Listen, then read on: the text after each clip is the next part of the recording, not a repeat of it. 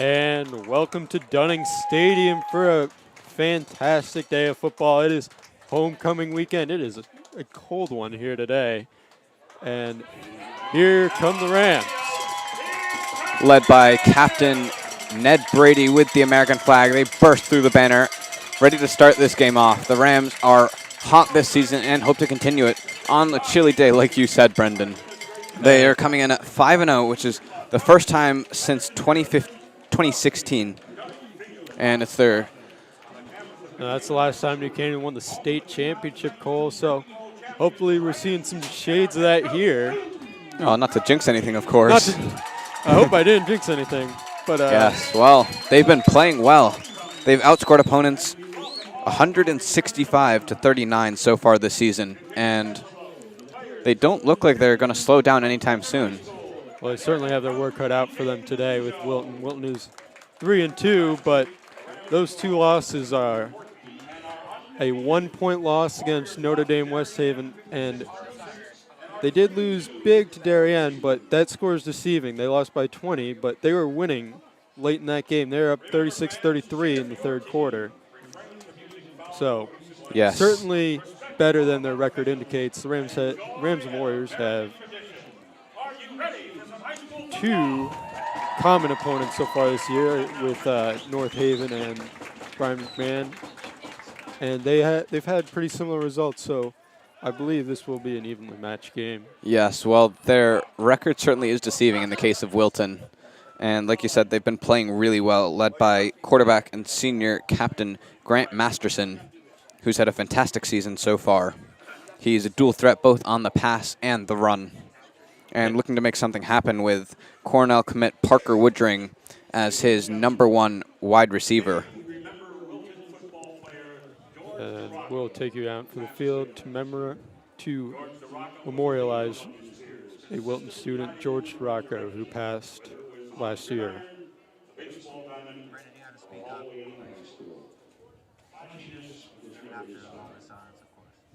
Made the right decisions and led by example. Although George was not the most vocal person, his acts of kindness and generosity were infectious among his friends. He never searched for recognition or acclaim. His good deeds came out of a genuine compassion for others. No matter the circumstances, George always found a way to put a smile on everybody's face. Today, we remember George Russo. And to remember George, the Wilton football captains are bringing his jersey with them to every coin toss. Yeah.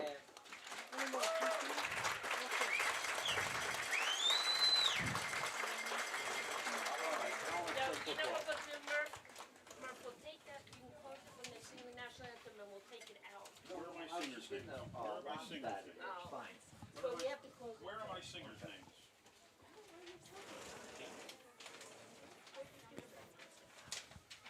Tony, watch the coin toss. Here we are. It's getting to be like a morning show here. What the heck's going on? You're getting old. You have no idea. Oh, yes, I do. It's in the air. Nope. New Canaan won the toss. New Canaan has won the toss and elected to defer. And New Canaan wins the toss. They are going to kick first. Yeah, Cole. New Canaan, this is what most teams will choose to do, choose to get the ball at halftime, which indicates that they think it will be a close game. If they think that they can put away this opponent in the first half, then likely they will opt to receive the kick. But they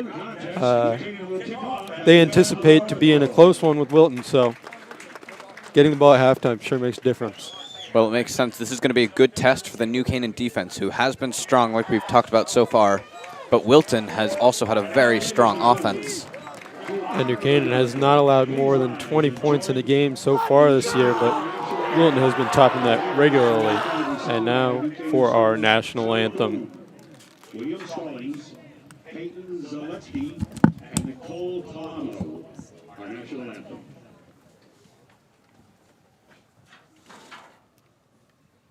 Oh, say, can you see by the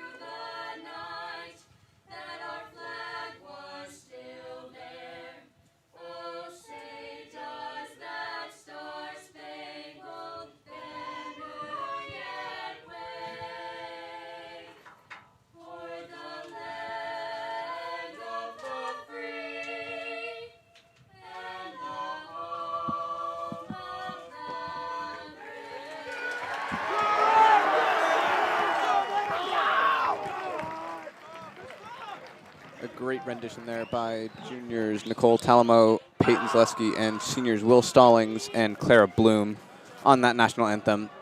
And now it is game time. And for this Wilton offense, Cole, you mentioned their two stars, Parker Woodring and Grant Masterson. These two have been inseparable throughout this year, but you also got to mention that they have a really good offensive line headlined by senior tackle Joe Schiavone, an imposing figure himself at 6'5", 290 pounds. That's not someone I would like to be lined up across from. And while they tend to be a pass-heavy offense, this is, with a big, strong offensive line like that, we could see some more running than we're used to. Quite coincidental, both Ned Brady, the senior captain and stalwart of the offensive line for the Rams, and Schiavone for Wilton share the same number 75. It's going to be an interesting matchup to watch, even if they aren't on the field at the same time.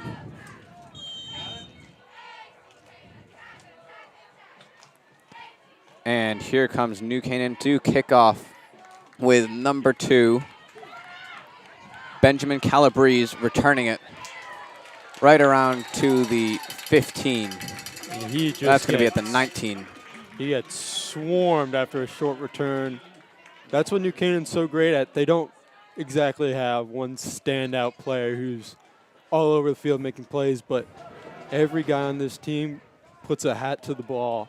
And that's all you can ask for if you're defensive coordinator Chris Silvestri. That's exactly what he said to us. He said that they want to hit first, they want to hit them hard, and create pain and suffering, which in any other sport might sound brutal, but that's entirely what New Canaan hopes to do here. And here's going to be their first test. Masterson from the shotgun. Lining up with 2 receivers on either side, and he's electing to scramble here as he's chased by Chad Russo, who takes him down for what's going to be a 2-yard gain. That's actually a loss there, just behind the line, but it still counts as a sack nonetheless. Chad Russo making plays for the Rams. He had a spectacular game against Norwalk last week.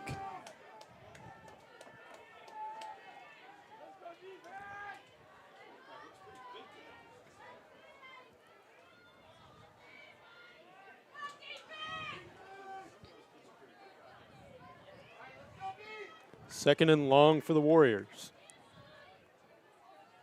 Woodring in motion. And he's going to scramble and throw it down to number 3. Woodring, his number 1 receiver, and that's going to be caught for a small gain. He's certainly a big target out there. New Canaan, not a lot of defensive backs are going to be able to match up with his size, as he is 6'3" and just under 200 pounds. Not a lot of high schoolers are that big, especially at that position.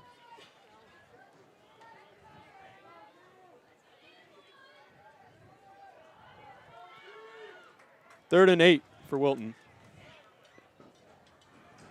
And Masterson dropping back and throwing quick to Woodring, who catches it just around the 50-yard line. That's going to be placed at the Wilton 49, I believe.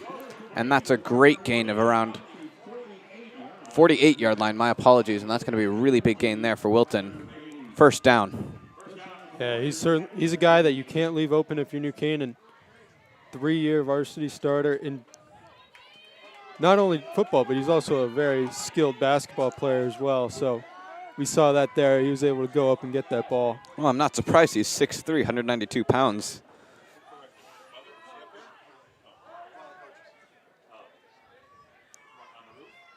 Two targets to Woodring.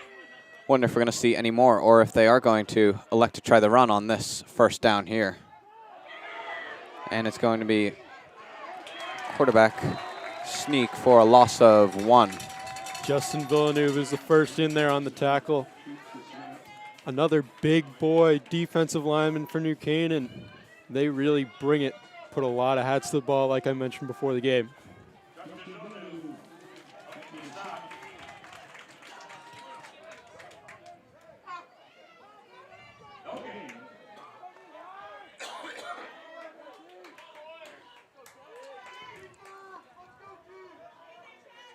And Wilton's not too concerned here if they get behind the chains early on because they do have that big safety blanket, Parker Woodring.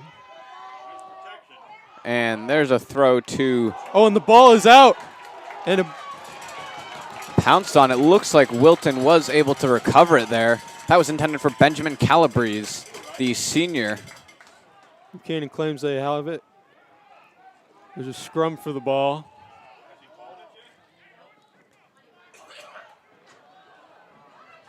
And it's going to remain in Wilton possession. Third down for the Warriors. Close call there for the Warriors. And Jake Summer checks into the game here for Wilton. He was a question mark coming into this one. Suffered an injury against Darien, but he's right back out on the field this week. Short distance here. I wouldn't be surprised if they slammed it up the gut with him.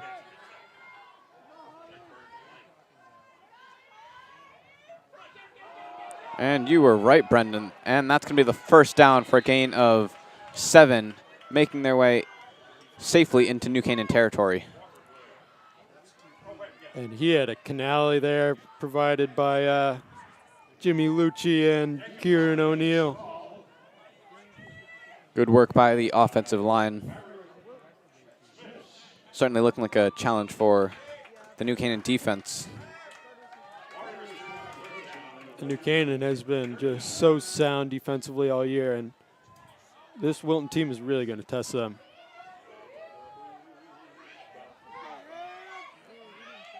That was the first attempted run of the game there. And here comes a quarterback sneak for a massive gain. And that's going to be a touchdown for Grant Masterson, the quarterback, on a 39-yard rush.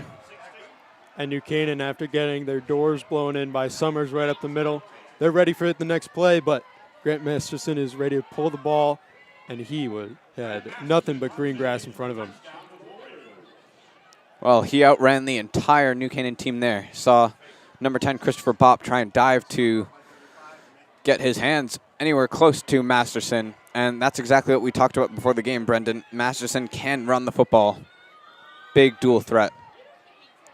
And that's something very special to have if you're any team in high school football, because not many quarterbacks can throw the ball with his ability, but to also run like that too is really something else. And the point after was made by number 99, Michael Cooper, the senior kicker. And we are going to see him take the field again here for the kickoff. And in a close game like this, you really got to capitalize on every opportunity you get. Ball is on the ground there, and New Canaan, they really want to come up with those. That's going to be the difference in this game. That's true. Really solid first drive there by Wilton, however. Have to give them a lot of credit. 2 targets to Parker Woodring, the rush by Jake Summer, and then the fantastic quarterback sneak from Grant Masterson to take this one. 7 Warriors, none for the Rams.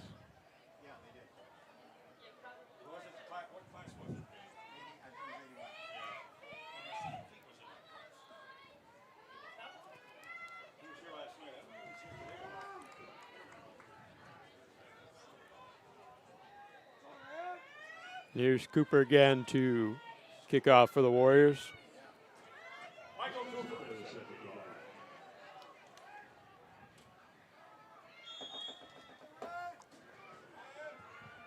Conor Bailey and Alex Benevento back deep for the Rams, but that one falls short and bounces for number 4, Vin Cognetta, the senior captain, to recover, and he takes it up to about the 39-yard line here. Little squib action to the fullback Cognetta, but when he gets ahead of steam, he's hard to stop. That one's actually going to be placed on the 41 here, as we're going to see Cunny and Co. take the field. Henry Cunny, first-year varsity starter quarterback for New Canaan, and he's had a great season so far with 44 for 60 attempted passes, 650 yards, 8 touchdowns, and only 1 interception. Yeah, 75% passing percentage as well. So he's a very sound passer from the pocket for the Rams. And there's the fake. It's handed off, and a gain of 4, my apologies, to start off this drive for the Rams. Taken by number 20, Conor Bailey, the senior co-captain. And New Canaan has sort of a thunder and lightning dynamic between Bailey as well as Vincognetta. Vincognetta more of their down distance guy, whereas Bailey, he's able to get in the flat, catching passes as well. And Cunny scrambling and throwing it off. That ball pops up, intended target to number 9, Andrew Rechteman, and that's going to be incomplete. 3rd and 6 here. And it's a cold day here. You have to wonder if that was affecting the play there. Well, the New Canaan Bomb Squad is on their feet here. See if they can get this 3rd down conversion. A little freeze play action, but Wilton stands still. And like you talked about, Vincognetta in the pocket here for New Canaan. And this one is long and nearly intercepted by number 15, Kevin Heisey. He's one of the players to watch here, playing at wide receiver and outside linebacker And he's for the Warriors. And he's part of a lineage of Heiseys who have been great for this Wilton football team. In the last matchup between these two teams, Kyle Heisey had an excellent game, and he scored a touchdown despite Wilton suffering a loss. Well, 4th and 6 here for New Canaan. They're going to punt. No chances taken early in this first quarter. And there are 2 returners deep for the Warriors. Oh, and it goes off the up back, Matt Salmini. And it doesn't matter who recovered it. Wilton's going to get the ball right there. Horrible turn of events here for New Canaan so far. Momentum absolutely in Wilton's hands. And they're going to get the ball on the New Canaan 42. There's going to be a handful of plays that decide this game, and that might be one of them. Just simply mistakes that cannot be made.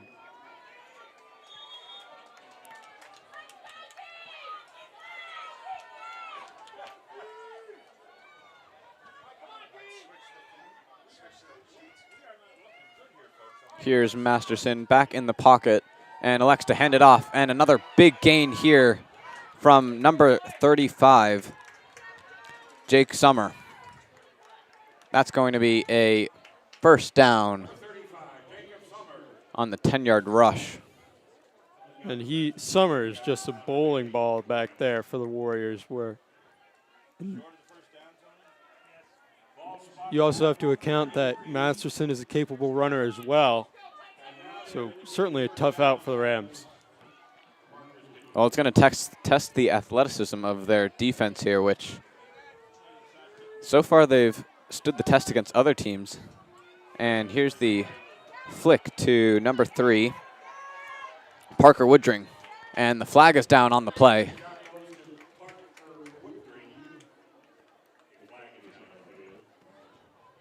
Let's see what the penalty is. Holding against the Warriors, and that's a big break for the Rams. They needed one early on here. Well, 2nd down here, and the ball is going to be moved back.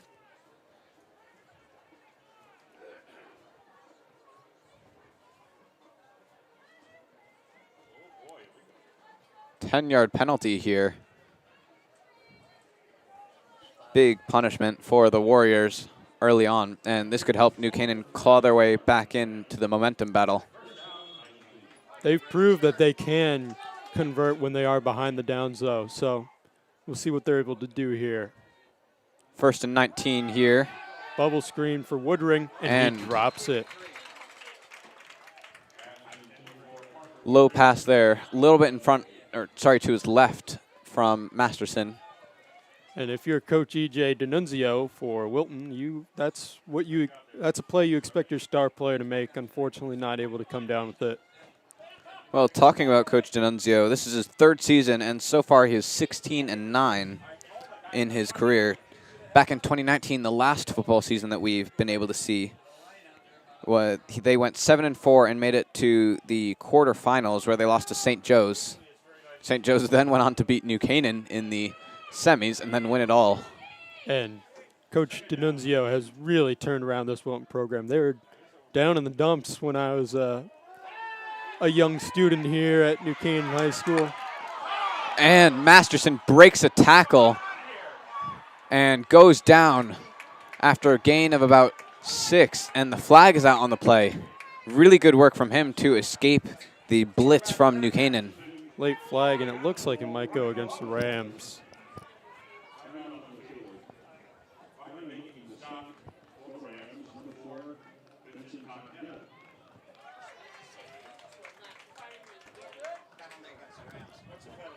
That's going to be a penalty on the Rams, like you guessed, Brendan.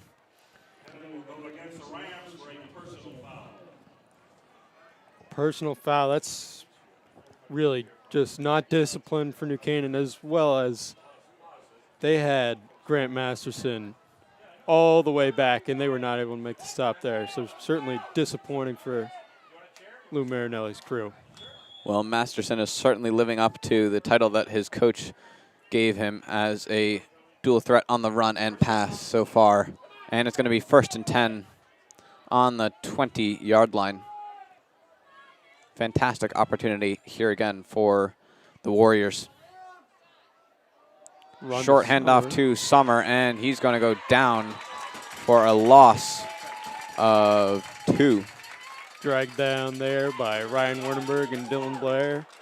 And that's what New Canaan's going to need if they want to win this game. They need those big boys up front to get some penetration.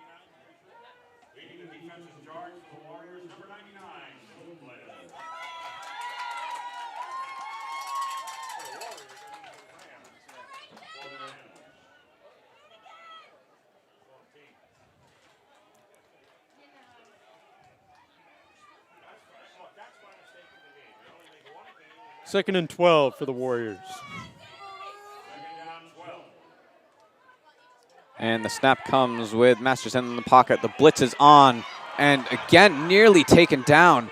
And he's scrambling. He's got the first down, and just taken down on the 7-yard line. 1st and goal. Nearly was taken down by number 99, Dylan Blair again, and he broke the tackle. Really good work by Masterson. Just another disappointing play for the Rams. They seem to have Grant Masterson on his heels almost every play here, but not able to bring him down once again.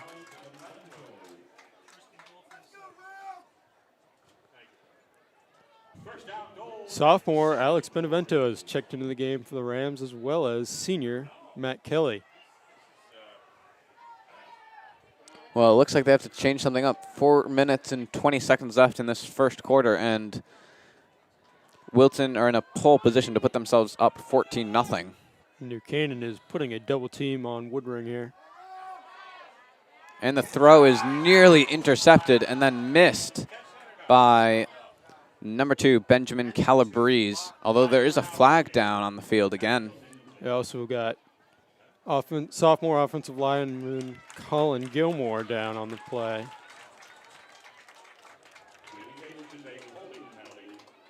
But it's going to be holding, and the Warriors are going to be backed up once again.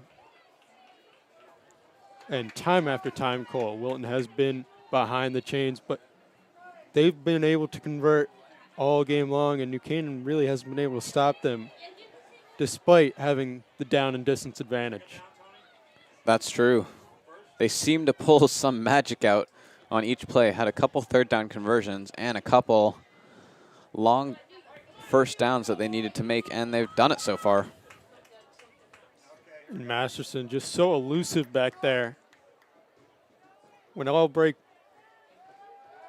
everything breaks down, he's able to make a play. And the screen is up to Jake Summer, who is taken down, although there is another flag on the field.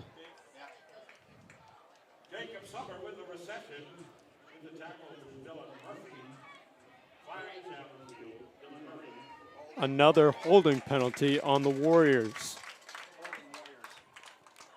Lack of discipline there from the Warriors. They had a really good opportunity to gain some yards back and nearly made it back into the true first and goal within 10 yards of the end zone. But they're back to the 19.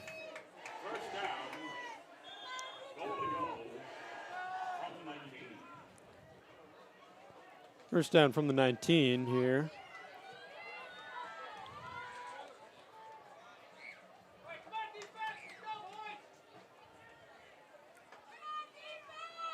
Jake Summer in the backfield for the Warriors. And here comes the snap, the play action, and Masterson has to get rid of it. And it's caught by Woodring. Was he in? He is out of bounds. And under pressure from number 20, Conor Bailey, the senior co-captain. He was not able to keep that one in bounds. Tried the toe tap and just barely out. That's a hard play to make if you're Woodring. Conor Bailey was on him like a blanket, but somehow he was able to come down with it. Unfortunately, not in bounds for the Warriors. Well, that was due to the blitz from Ryan Warnerberg threatening Masterson there, who had to get rid of it. Still quite a good throw in all honesty, I think.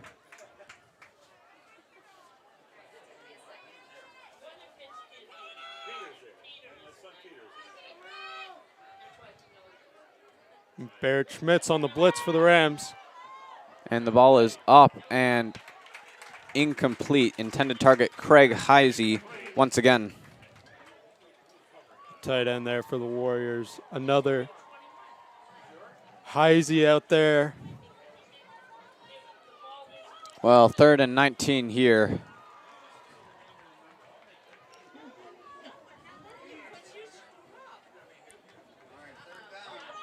Big test for Masterson and crew coming up. And I would not be shocked if this is 4-down territory. I know you might think 19 yards out, that's pretty far from the end zone. But, you know, this would be a 37-yard field goal. So, and I don't know how many high school kickers are able to convert on that. So. And that's going to be a false start on the offense and set them back once again. Now they must be out of field goal range, Brendan. 42 yards. That'd be something special if Cooper was able to convert from there. But they have an opportunity here on 3rd down to get closer. We'll see what happens in a few seconds.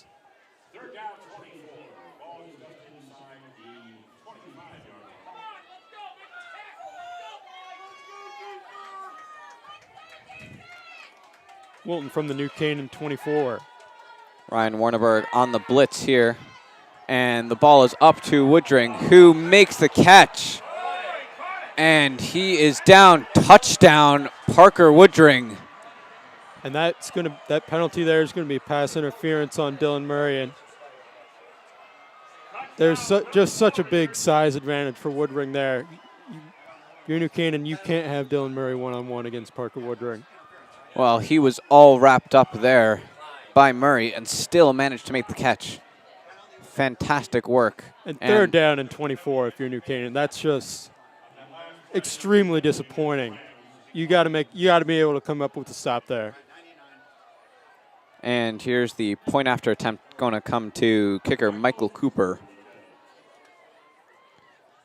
And it is good. Wilton leading 14-0. Everything good happening for Wilton, minus the few penalties, and cannot say the same about New Canaan so far. And New Canaan, almost every set of downs here, they've been able to get ahead. 2nd and long, 3rd and long, but Wilton has just made it the plays when they've needed to happen, and can't let that happen if you're New Canaan. Well, those cheerleaders on the Wilton side have been doing push-ups each time they've scored so far, and not very envious of them. It seems like they're going to be doing a lot of push-ups if Wilton can continue this momentum.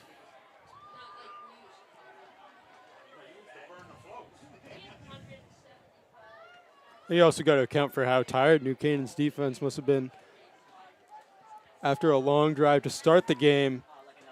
3 and out from the Rams offensively. Really no time to get their breath back.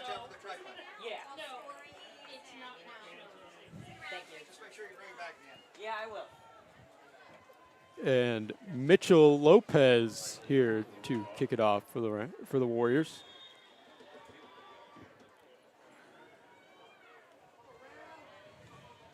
That's actually going to be Michael Wall there. And this one is taken back to the 20 by number 20, Conor Bailey. And the New Canaan offense will take the field once again. Their first stint quite brief. And this is a crucial drive for the Rams. If they want to stay in this game, you got to get some points on the board here.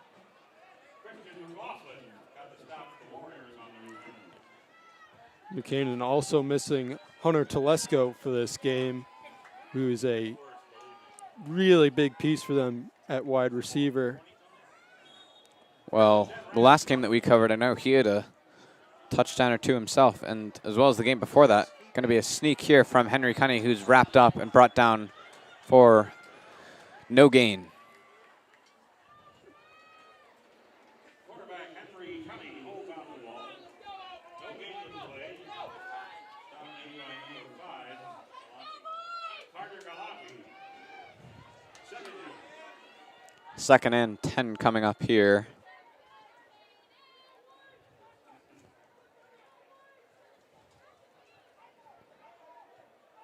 Trips right. There seems to be confusion here on the call. There's 10 seconds left on the play clock. Cunny scrambling, and he's going to take it up for the first down and the gain of 16. New Canaan Bomb Squad elated with that run. Really good work by him to spin out of a couple sticky situations there. Yeah, that pocket really collapsed on him there, but he's able to make a play similar to what we've seen Grant Masterson do all day. And when that pocket collapses and everything goes haywire, that's really a useful tool to have in your quarterback. High snap, but it is caught and handed off to Vin Cognetta, who barrels up the middle for a gain of 12.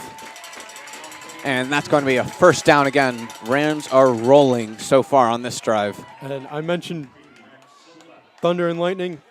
Vince That was thunder. the thunder. That was a lot of thunder there brought by Vin Cognetta. And they're going to try it again.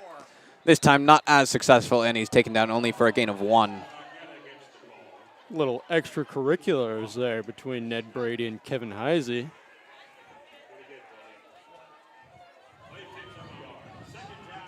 But it's going to be a tough game, so no call there.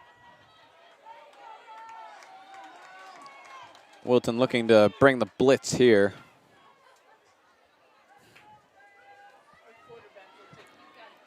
Six in the box and man coverage for the Warriors. My apologies, I totally read that one wrong. And the catch is caught by Andrew Rechteman for the first down.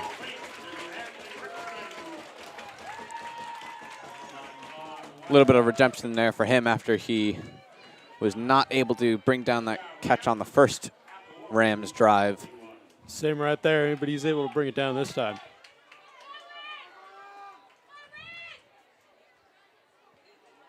And the handoff to number 28, Dom Russo, is taken up for a gain of 8, it looks like. And New Canaan, they really like to stay ahead of the chains, unlike Wilton, who's very comfortable behind the chains.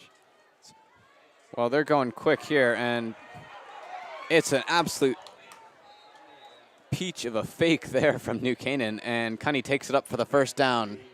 I've got a bird's eye view, and I fell for that myself. Oh, I nearly did as well until I saw that Dom Russo did not have the ball in his hands. 10 seconds left. It looks like the Rams will just let this quarter wind down.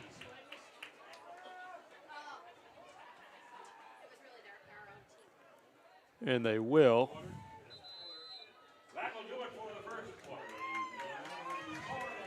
So disappointing first quarter for the Rams, but certainly showing some signs of life there at the end with this offensive drive. That's a great analysis, Brendan. They're going to have the ball on the 31 here on the opposite side of the field, and hopefully they'll be able to turn something around if you are head coach Lou Marinelli. And the Rams are missing starting right guard Graham Ladley, but they're able to, Nick Stoligtish is able to fill in behind him, and they run behind him.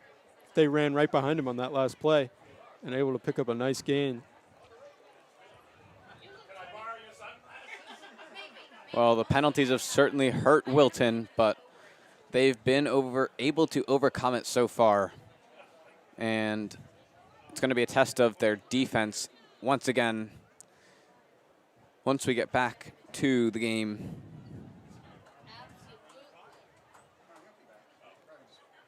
And we've heard a lot about Parker Woodring coming in this game, but I'm equally impressed with quarterback Grant Masterson. He's been terrific.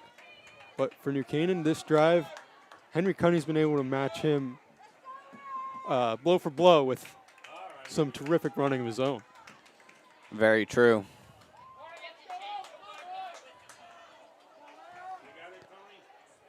Ball is actually on the 29. And here's center Ned Brady snapping it off. And Cunney with time and space to throw. Intended target, Max Alert, the junior.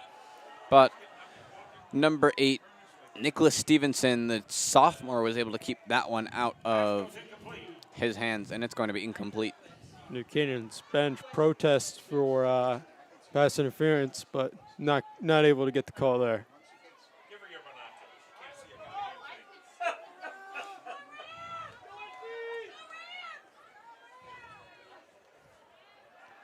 And quick throw over the middle here to Max Alert, who has nothing but green grass in front of him. That's a touchdown for Max Alert, and the Rams are on the board. A much-needed score for the Rams. Cole down 2 scores early. Really got to come up with some points, as I mentioned, and there they are from Max Alert.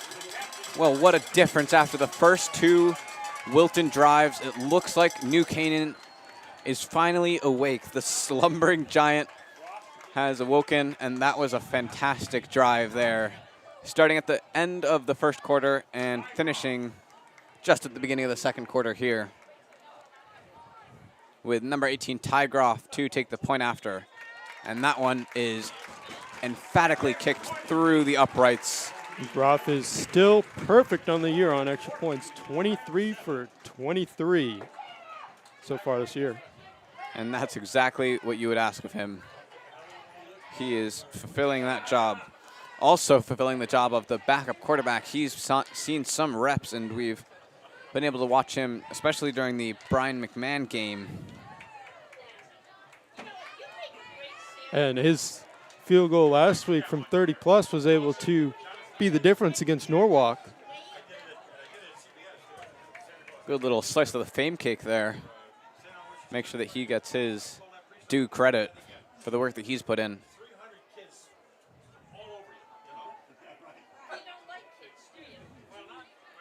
Here's Groff once again to kick off for the Rams.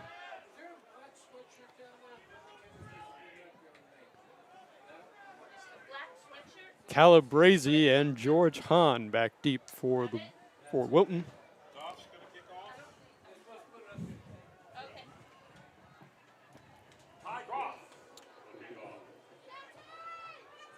And the whistle sounds. Here he comes. Kick is up. Looks like it's going to land around the 10-yard line and taken by Calabrese all the way up the middle to the 33-yard line. Strong return from the Warriors, and this defense for New Canaan finally got a little bit of rest. They have been simply trounced. Whenever they seem to have the upper hand, they got hit with another knockout blow from Wilton. Might I add that upper hand was often gained through holding calls as well. They're going to have to make something work here against Masterson and Woodring. Also have to give a shout out to Jake Summer, who's had a great game so far as well. Especially coming off an injury. Exactly. He's back in the pocket again, and he's got this one, but he is brought down by number 12, Chad Russo, for no gain. And Chad Russo has incredible speed coming off the edge. He's an outside linebacker, but he's also the captain of the winter track team for New Canaan. Well, all the football weights are adding up to his shot put. No, he's a runner, Cole.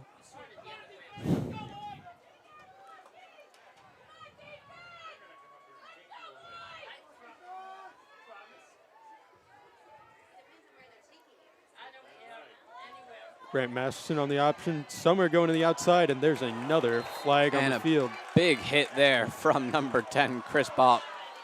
2 flags on the field now.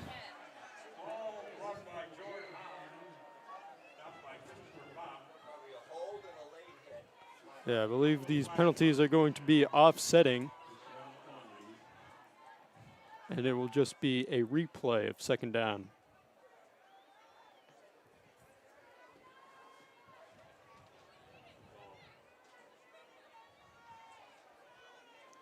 Holding on the offense. Jinx, Brendan.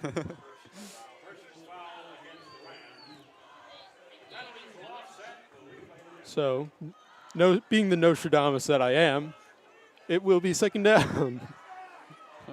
True seer. Being the humble Nostradamus that I am, of course. Oh, of course, right. Well, humble is your middle name, right, Brendan? Yes, alongside the best at everything.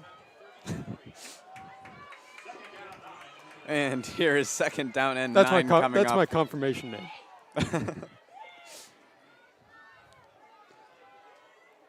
Second down and 9. Masterson in shotgun again and brought down here by Vincognetta. And the flag is out once again. And these refs really have not been very forgiving to this Wilton offensive line. I'm assuming that's going to be another hold. Holding and it on is. The offense, yes. That's going to push the Warriors back once again. And we're seeing some of George Hahn as a running back here for Wilton. Oh, he had a good carry, minus the holding call, which obviously wasn't on him, but put a little bit of a dampen on the run. A damper, I should say. Justin Villeneuve will check into the game for Stephen Lucarelli.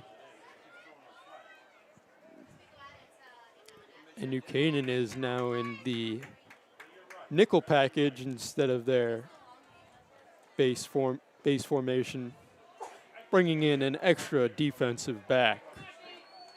Nickel referring to the 5 defensive backs on the field. And the flag is out. And that's a delayed game on the Warriors.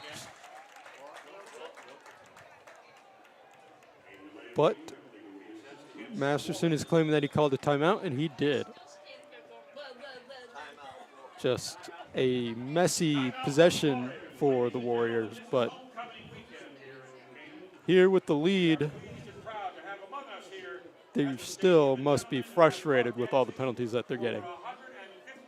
Yes, I've seen that yellow flag more than I've said some of these players' names out there, minus Masterson, Woodring, and Summer.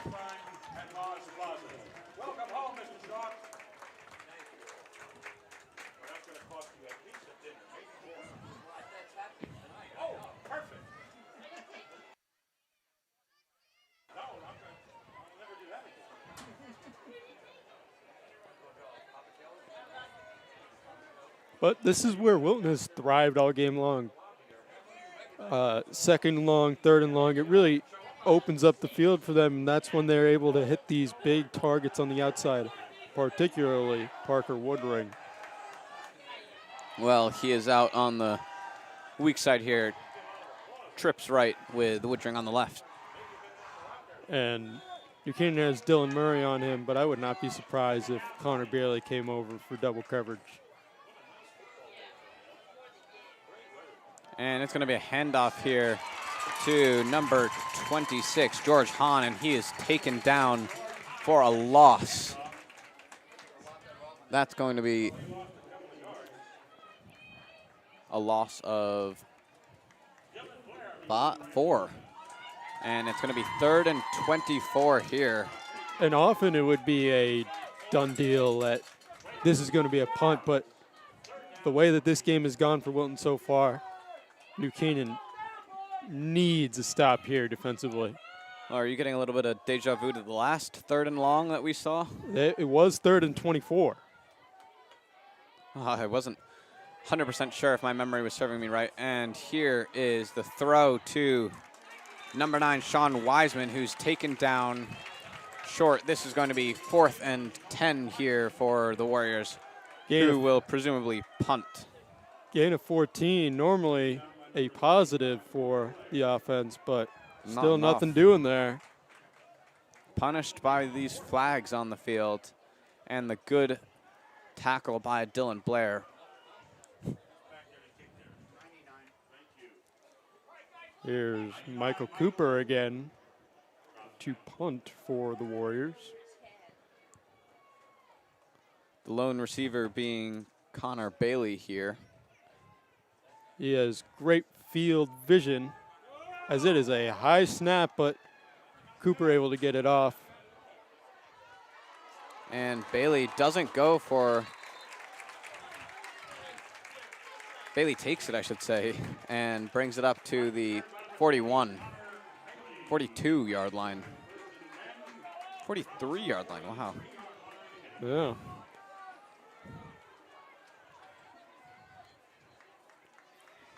And here comes that Rams offense. They've had, their first 2 drives have been polar opposites. I couldn't have said it better. But, so you have to wonder, what are we going to see here from New Canaan?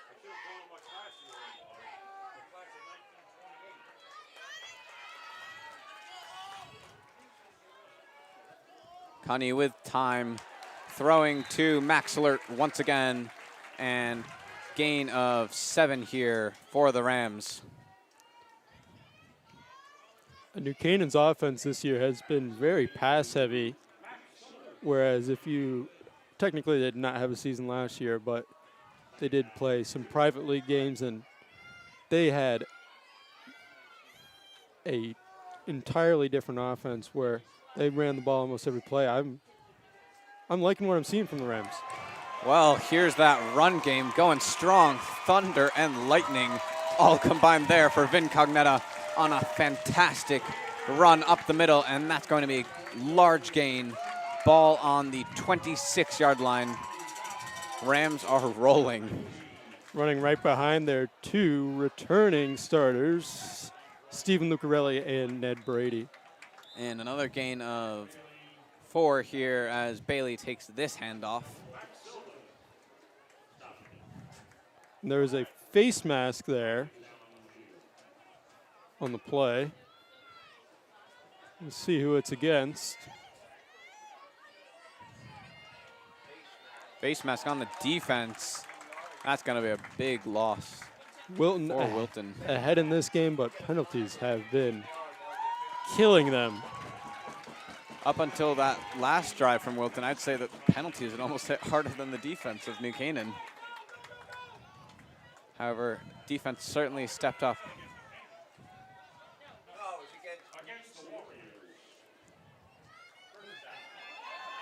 And the run there by Conor Bailey. That was actually Dominic Russo there.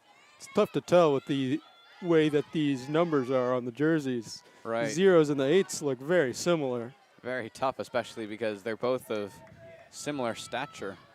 Yes, that too. And the throw here popped up out of the grips of Jack McPhillips and incomplete. Jack McPhillips had a 33-yard touchdown last week against Norwalk, and That's another play that New Canaan really wants to come down with. 3rd and 9 here from the 10-yard line, so they still can gain a first down.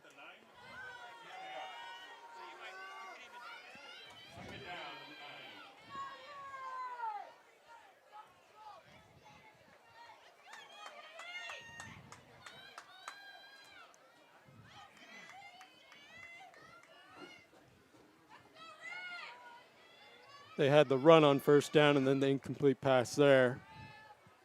5 wide for the Rams. Here's Cunny looking for the options, and that's up and over Vin Cognetta.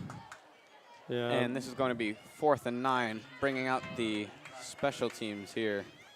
Really nothing doing there for New Canaan. Excellent coverage by the Warriors, and Tygroff is out to try and add on 3 points for the Rams.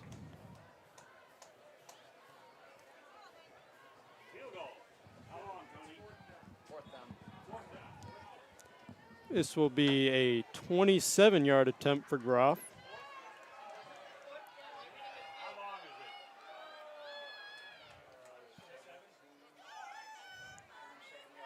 Low snap, but great kick by Groff, and that one is good. Rams bringing it up to double digits on the scoreboard, 14-10. And 14-0 early on. New Canaan is right back within striking distance here.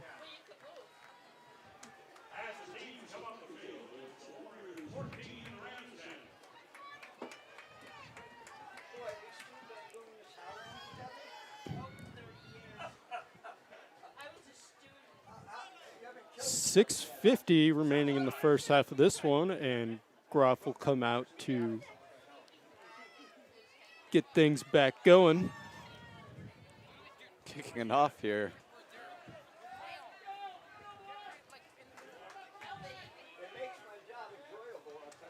And they've got the dual threat of George Hahn and Benjamin Calabrese in the back to receive for the Warriors.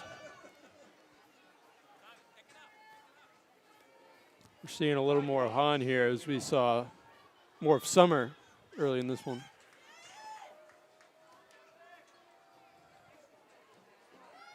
Big kick there, landing around the 5, and it's taken back by Calabrese, who's wrapped up by number 32, Matthew Axon. And that was a excellent kick coverage there by the Rams, as he is held inside the 20-yard line.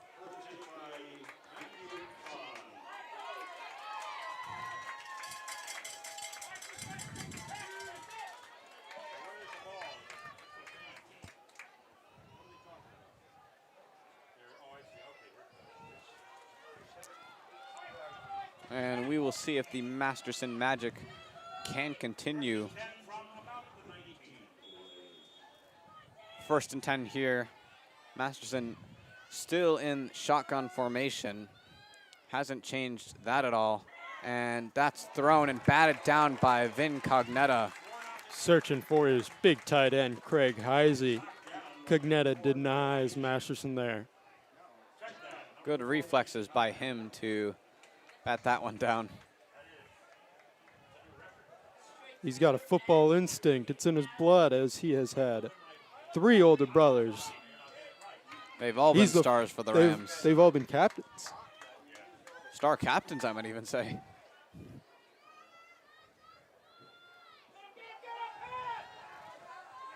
And Masterson out of the pocket there, and the throw is long and caught by Parker Woodring. And there's that man again. Cursing this New Canaan defense, and that's going to be placed at the Wilton 41. Catch of around 20 for him. Just another big play for Wilton.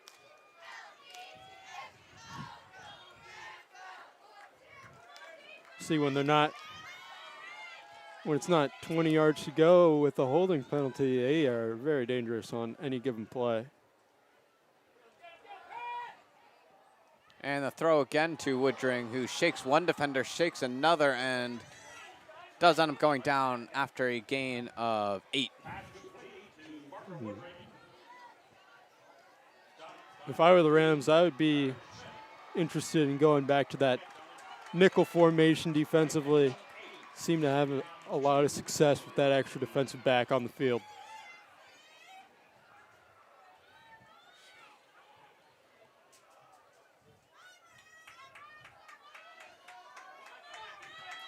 George Hahn in the backfield for the Warriors. And Masterson keeps the ball and goes down for no gain. Pardon, that was not George Hahn, that was Macklin McGovern.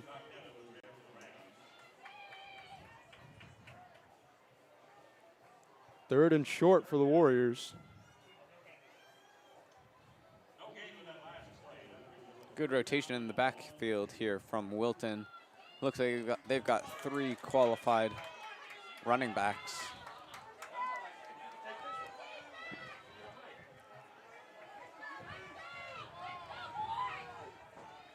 And here's the snap to Masterson. He's looking long, and it is batted out of the hands of Craig Heisey by number 10, Christopher Bopp.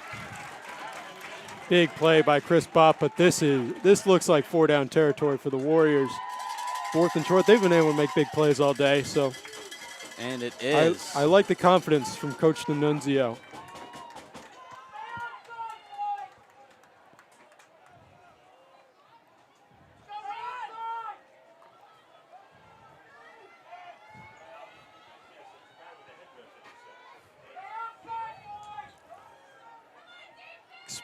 Expect Wilton to attempt some sort of freeze play here to try and get the Rams to jump off sides. Calabrese in motion. And the throw is up and caught by Woodring, who is scrambling and finally taken down by Dylan Murray. And when he's in space, he's such a big, strong kid. He's hard to bring down. I don't think that New Canaan should allow him to be in single coverage. Well, I'd even say that covering him at all is tough.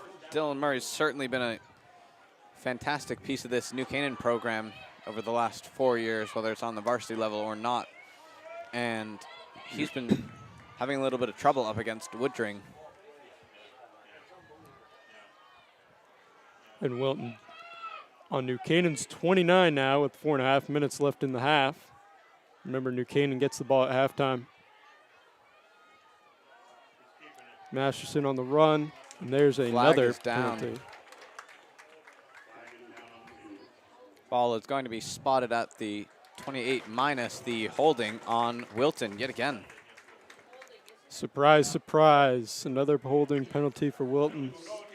I feel like we've said that many a time so far, and it's not even the second half yet. If you ask Coach E.J. D'Annunzio, that's far too many times that we've said that. I'm sure he's going to rip into his guys at halftime about all these holding penalties.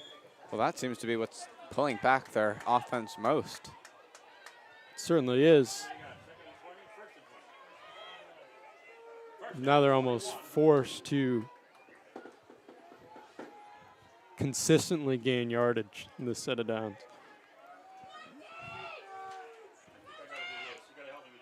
Woodring in motion. Another flag out on the play here, caught by Calabrese, and he's taken down.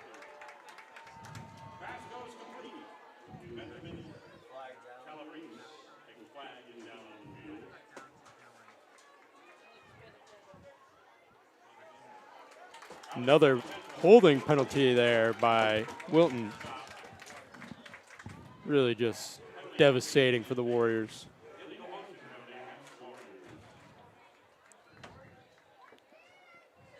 And ball is nearly back into Warriors territory here. This is a 1st and 26 for them.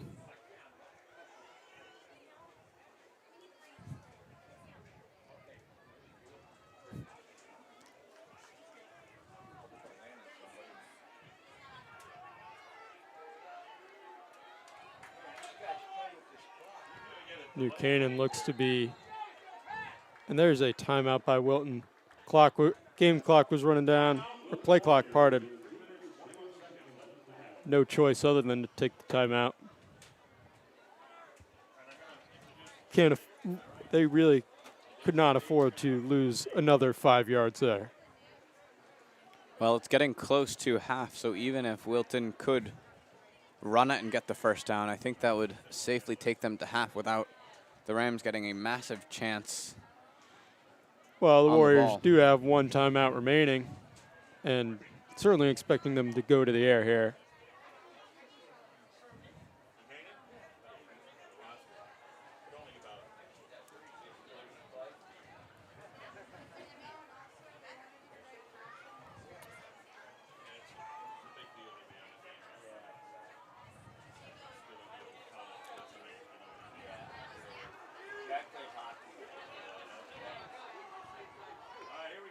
New Canaan defense making their way back out onto the field. And New Canaan's defensive line makes constant substitutions to make sure that they have fresh legs everywhere on the field. And they're going nickel again. A wise move in Brendan's book of football knowledge. If you're almost certain that Warriors are going to pass here. And it's the right call as they throw all the way for a gain of 16 to Calabrese.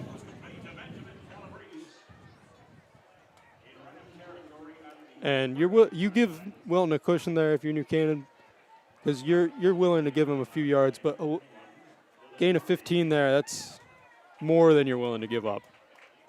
Very true. 2nd and 11 here. Very much more manageable than 1st and 26. Yeah, certainly. Barrett Schmitz lining up blitz. And it's going to be a false start on the defense. No, a neutral zone infraction by New Canaan. My apologies. This is why we trust Brendan's book of football over Cole's book of football here. Hey, the Cole's book of football knowledge is not a bad book. It's like most books, it is a New York Times bestseller.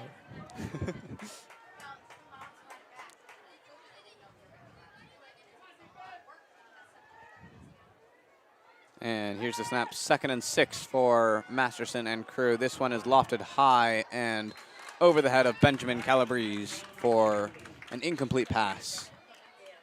3rd and 6 here for the Warriors.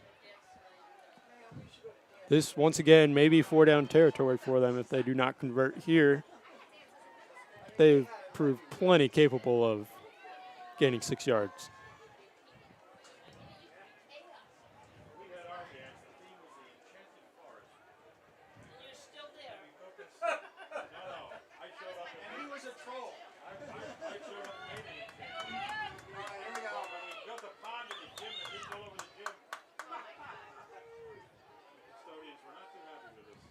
And Masterson is going to have to flick it off to number 15, Kevin Heisey, who does end up getting the first down.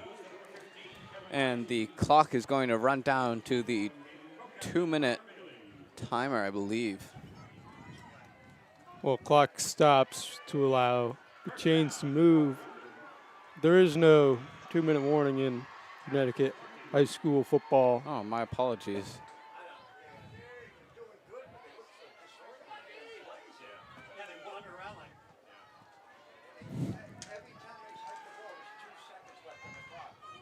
Masterson from the shotgun once again. He's got Heisey in the backfield with him. And he's going to go with Heisey, who's stuffed for a gain of 1. And Heisey really not much of an offensive player, but Wilton's using him here on the goal line.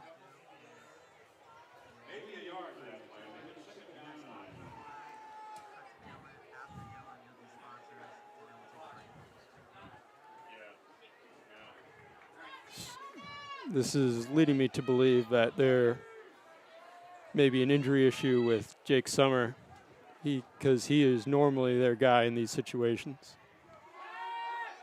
And Masterson under pressure, throwing into the ground at the feet of Benjamin Calabrese. That one is incomplete, 3rd and 9 here. 3rd and long, coming into halftime. And New Canaan would love nothing more than to hold them here.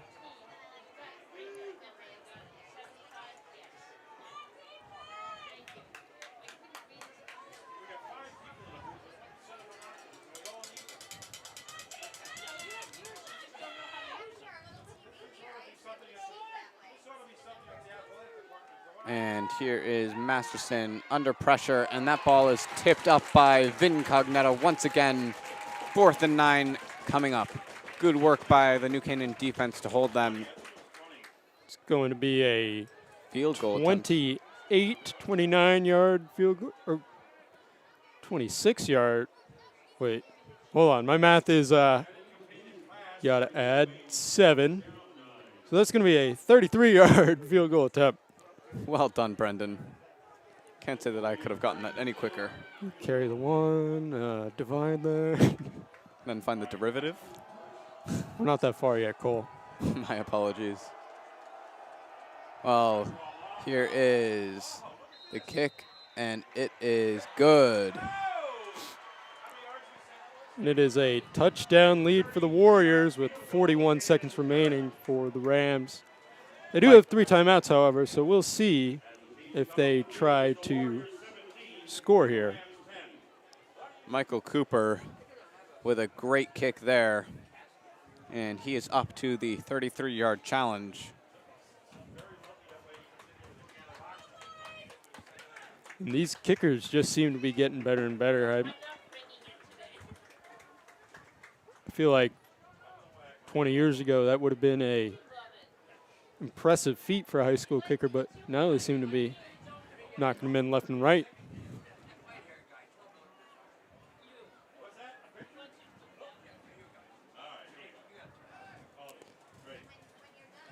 And there's 41 seconds left in the half here, so that begs the question, is there too much time left to squib if you're Wilton?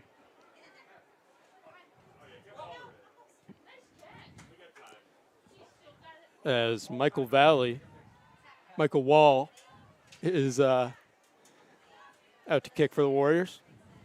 And Conor Bailey and Alex Benevento, the sophomore, are back to receive for New Canaan.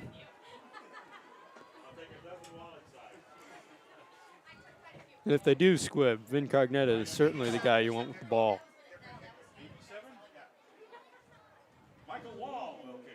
And there's the squib, and it is going to be taken by Cognetta, who's going to try and find his way around the outside, but he is pulled down by his jersey by number 9, Sean Wiseman. 34 seconds, only closer to 35 seconds left on the clock. 3 timeouts for the Rams, so, and they do receive the second half kickoff, so I am curious to see what they do here.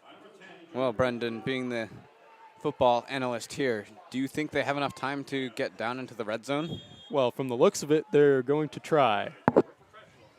Can't fault them for that. Cunny dropping back. Good work by the line, and he gets a throw up to number 3, Jack McPhillips, who was in tons of space and brings it down around the Wilton. And if you saw Jack McPhillips as a 37. freshman, he has improved by leaps and bounds as a wide receiver. He's turned into one of their top options offensively. First catch for him tonight, or today. This one's going to be placed on the 43. And McPhillips is able to get out of bounds. So New Canaan still has all 3 timeouts in Warrior territory. Cunny with time and space, throwing to Max Alert, who is brought down at the 25. That's a timeout from the Rams. As expected. 18 seconds left on the clock, and The Rams are moving quickly here. They have to, and they've lived up to the pressure.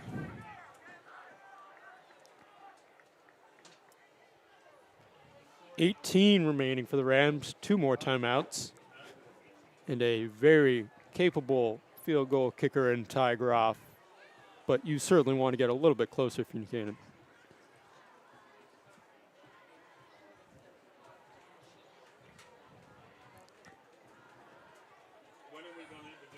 Touchdown and a PAT would tie it, whereas a field goal would make it a 4-point difference.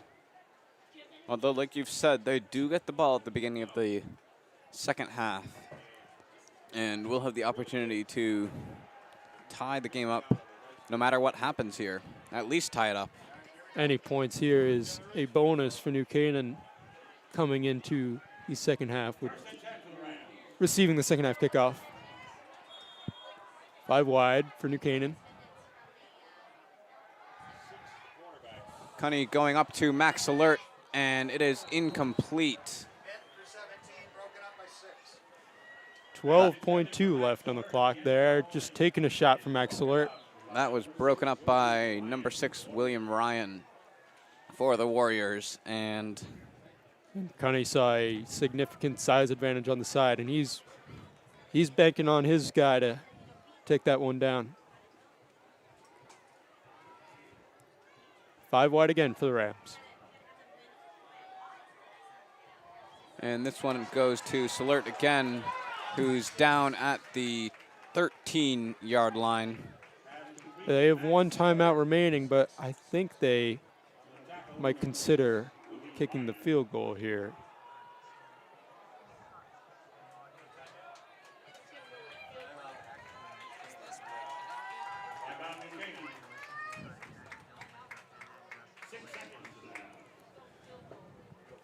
And here comes the attempt from Ty Groff.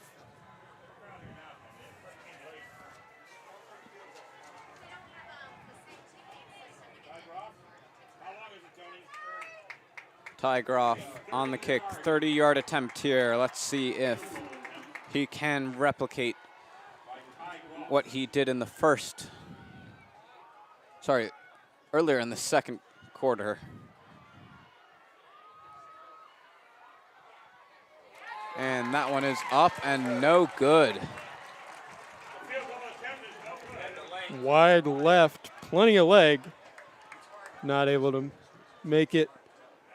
0.4 seconds left for the Warriors. Certainly they're just going to kneel it. Oh, it's halftime. No point in kicking that one off. And the first half is complete. Warriors leading 17-10 against the New Canaan Rams. And we have our sideline reporter, Dylan Azaparty, standing by on the field. Never mind. That was a valiant effort by the Rams to try and put up some more points before halftime. Unfortunately, there are no moral victories in high school football, so score remains 17-10 nonetheless. New Canaan will receive the second half kickoff. So, no. Well, it's been a tale of two. It's been a tale of 2 quarters here, as Wilton had everything going in the first quarter, and New Canaan able to make it a game in the second. Exactly. Well, unfortunately, our setup today has been a little Had difficult. We're not able to get down to Dylan on the sideline. He had done a great job with the North Haven game, calling alongside you, Brendan. But let's take a moment to thank our sponsors. This game is sponsored by our NC Rams All Sports Booster Club Platinum and Gold sponsors.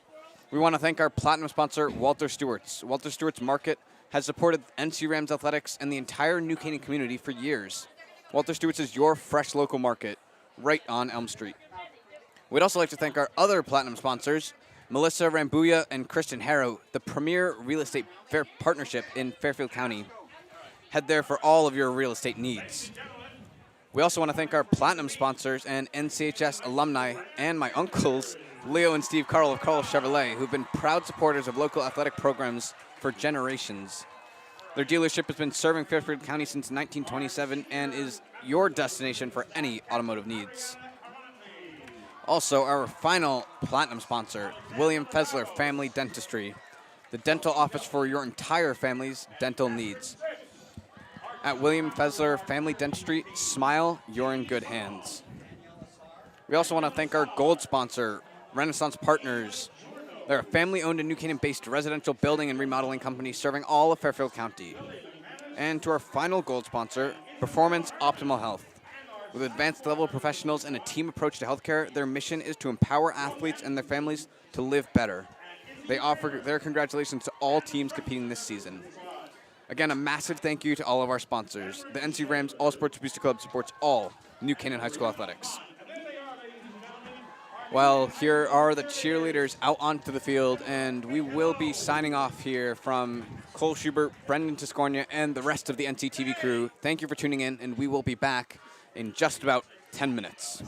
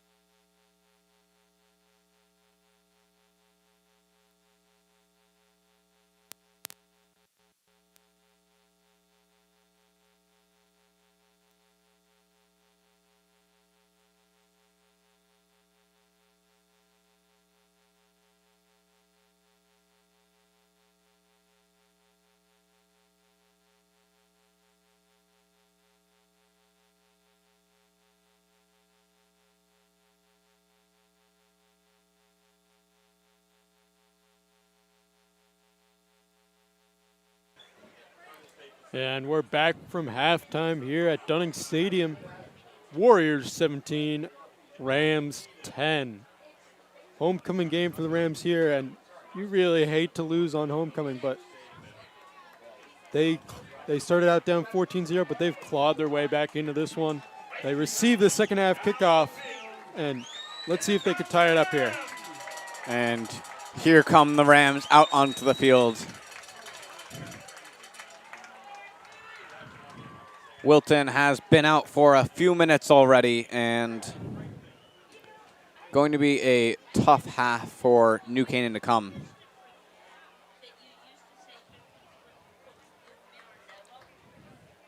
And in such a heavyweight game such as this, it's very important for every drive to go the way you plan it.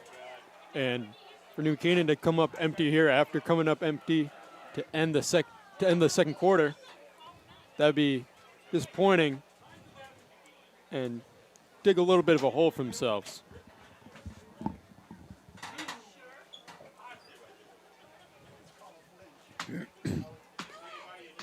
We should be underway shortly.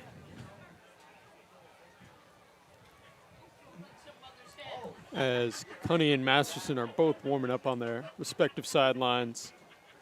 Sorry, I didn't think there may be a crime for that. You know that first degree loss claim. 2 or 3 weeks ago, we're all in here doing this, and everything gets raining, and they had a tent that got water on it up there, and they weren't even thinking, so they. Warriors are slowly trickling out onto the field. And New Canaan's special teams unit is still huddled up with Coach Silvestri.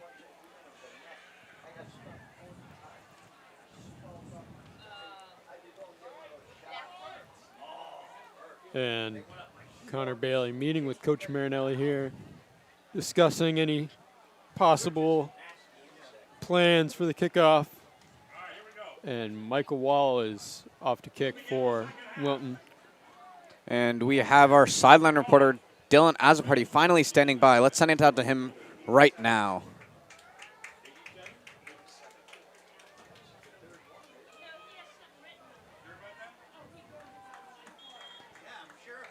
Never mind, sorry. Still a little bit of technical difficulties here. We're trying our best, but the Rams will have to certainly do the same. Kickoff is up and landed around the 30-yard line and is brought back to the 42 here for New Canaan. And I'll bet you that Matthew Salmini, the D tackle, was just waiting for his chance to run back one like that. And he had a solid return getting it past the 40-yard line for New Canaan. yeah, so it was a shorter kick there from Wallace, and New Canaan able to capitalize on it. 1st and 10 from their 42. Certainly had a little bit of momentum going into halftime. We'll see if they're able to continue that in the second half.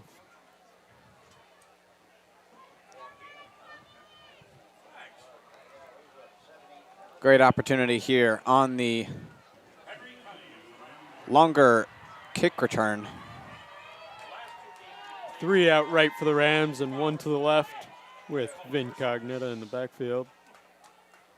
And here is Cunny on the snap with McPhillips in motion, and Cunny is taken down for a sack by number 55, Edward Keller. That's certainly not what New Canaan drew up to start this one. Their line has been impressive.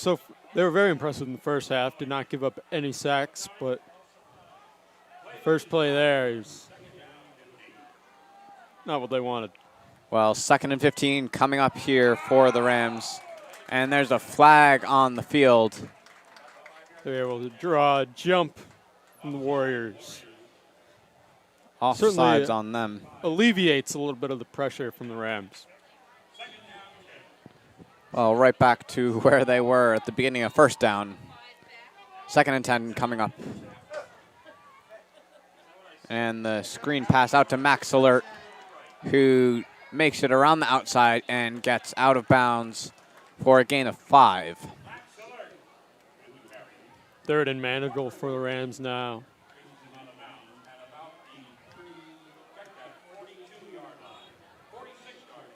And that ball was almost swatted away by defensive end Carter Galante, but able to Now down no with one it in the as alert. backfield, and New Canaan looking for the pass here. 5 wide for New Canaan, as you just said. They've got Bailey in to drop short as well if needed, and Connie is going to run it and pick up the first down, and Longer gets a good stiff arm on Sean Wiseman to get a good 10-yard quarterback sneak there. Not a lot of quarterbacks are able to bury a defender like that. Absolutely put Wiseman into the dirt. Wiseman was possibly able to get the last laugh there by bringing him down, but I think that he's going to work extra hard. Here's Vin Cognetta also trampling Wiseman. He has just had a tough 2 downs there. Did make the tackle again, though, with the help of number 3, Parker Woodring, and number 5, Carter Galante. Yeah, I'm sure he's not having a great time here in this second half so far, but Buchanan still marching, 2nd and 5 from the Warriors 36.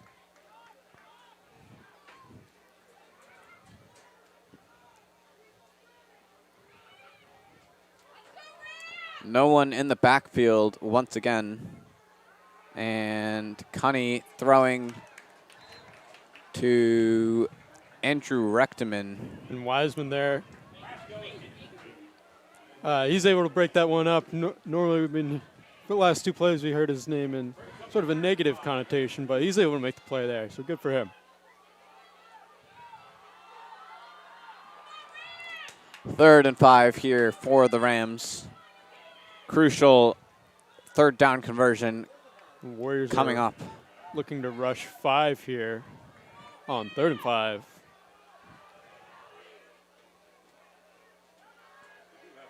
Well, they've got star wide receiver Parker Woodring on the field as well.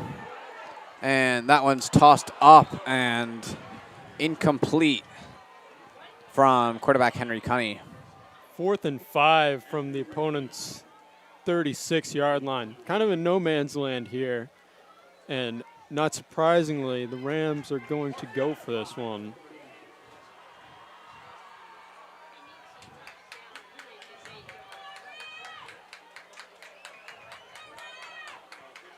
Conor Bailey in the backfield here for New Canaan. Cunny taking a second here. Nobody.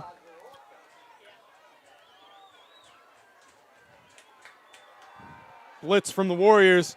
And Cunny Cunny is goes dragged down for a loss and turnover on the 4th down. Jackson Duncan on the tackle, and he is Ecstatic. Yes.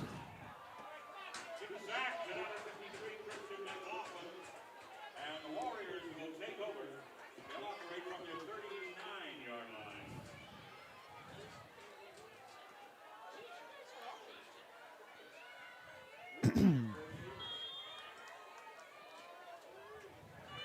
Grant Masterson and co coming out onto the field here, looking to make something happen. Buchanan likely only rushing 3, although Cognetta and Russo are inching in. And Masterson keeps it and is brought down by Christopher Bopp. Gain of 6 there for the senior quarterback. Yes. I'd say slow and steady, but he's been averaging at least 6 yards each rush that he's taken. He had a really good 35-yard touchdown in the first half to open the scoring. Yes, he did. And then he had another long one to set up the second touchdown for Wilton.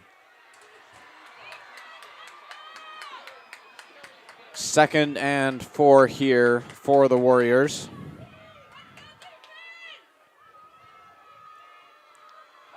Warnerberg on the blitz, and the screenplay is up to number 4, Craig Heisey. He stopped for a minimal game. One area where New Canaan has thrived is in all of their wins so far this year, they have forced a turnover, and Wilton has been sound with the football all night. All day. They've not turned the ball over yet. Oh, the sun has just come out.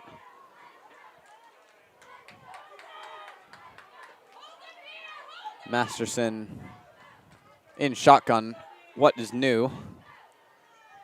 And he's going to flick it off. And that's going to be a big tackle on Kevin Heisey. Swallowed up there by Rams. 3-4 hats going right to the ball, and it is going to be 4th and 4. Looks like Wilton's going to go for it. Well, they've been able to pick up an average of at least 4 yards on almost each of these downs in the first half at least. They have been incredible offensively. I don't mind the call here. I'm impressed with Coach D'Annunzio's confidence in his offense. Big play coming up here for both teams. Freeze play is, well, nobody. Unsuccessful. And the play clock hits 0. And it's going to be a delay of game on Wilton. Ball is moved back. There's no plan there to run a play, so instead of wasting a timeout, Wilton opts to eat the penalty, and they're going to punt here with Michael Cooper. Bailey's back deep. 1 punt return so far on the day. He is fast, as we've seen from his few rushes as well. What impressed me the most is his field vision. He knows where his blockers are, but he's going to let that one sail out of bounds. That's going to be right on the 20-yard line.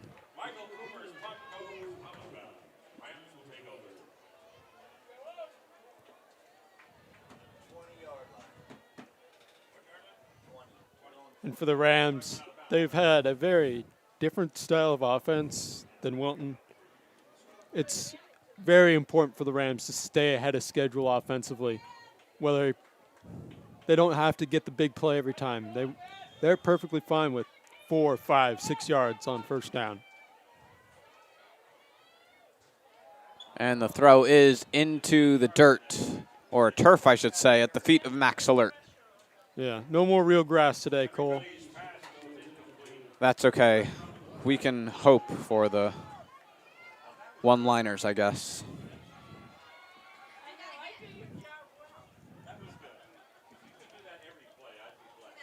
Second and 10, Vin Cognetta. And it's going to be handed off to Slurt, who fooled a few of the defenders, but was still taken down after a gain of 3.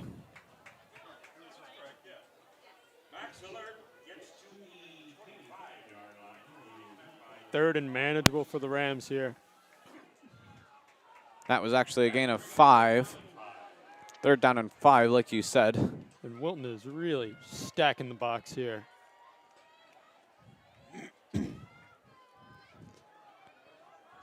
New Canaan with Alex Benevento, Andrew Rechteman, and Max Alert on this right side of the field with Jack McPhillips on the left.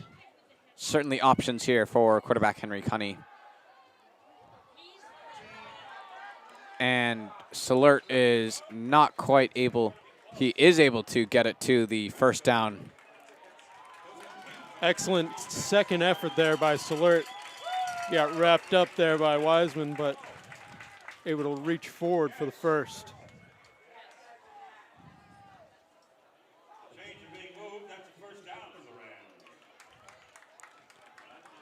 Very close call there. One that goes in New Canaan's favor, and just under 6 minutes left in this third quarter.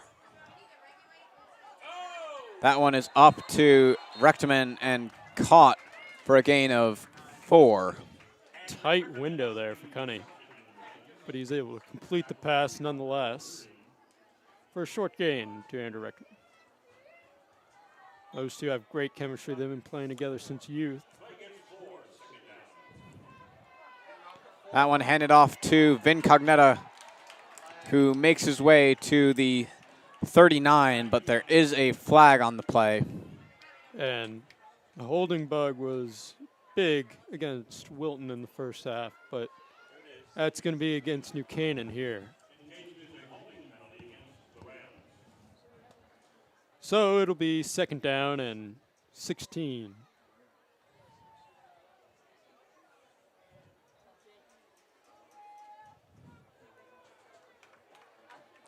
Certainly not what offensive coordinator Dan Freno would have wanted here. And now New Canaan will be almost forced to go to the air here.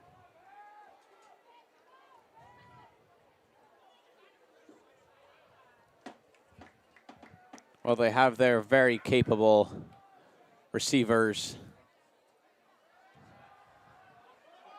And Cunny is going to scramble and goes down for a gain of only 2. And Wilton, they've been blitzing heavily in the second half. They've seemed to figure out this New Canaan offense a little bit.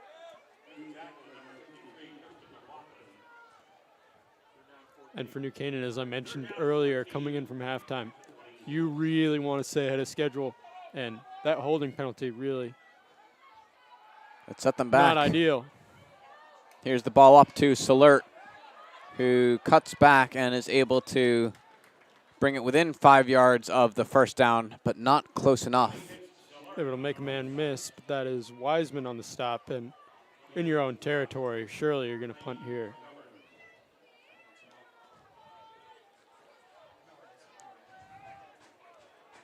Here's Ty Groff to do exactly that. 4th down 3. Is that Groff? Yes. Groff is back. Parker Woodring is the deep man for the Warriors. And it's It's going to be a fake. And the first down. Matt Salmini driving bodies. Bold play call by Lou Marinelli. And they get the first down and some energy back in the fans. And it pays off. The New Canaan fan section and parent section, for that matter, they're wild. Great run there by number 44, Matt Salmini. And there's a man down for the Warriors here.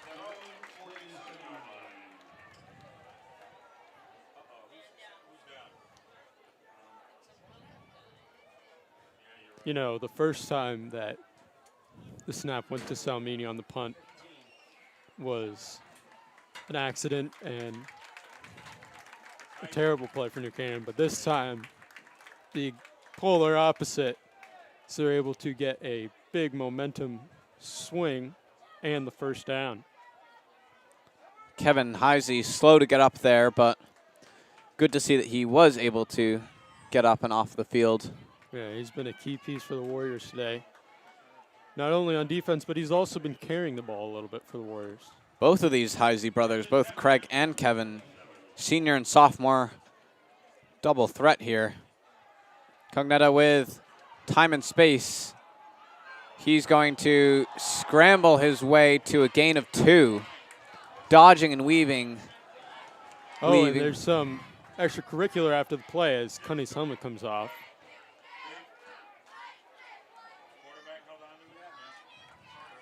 Well, Looks he like it's going to absolutely be against New Canaan.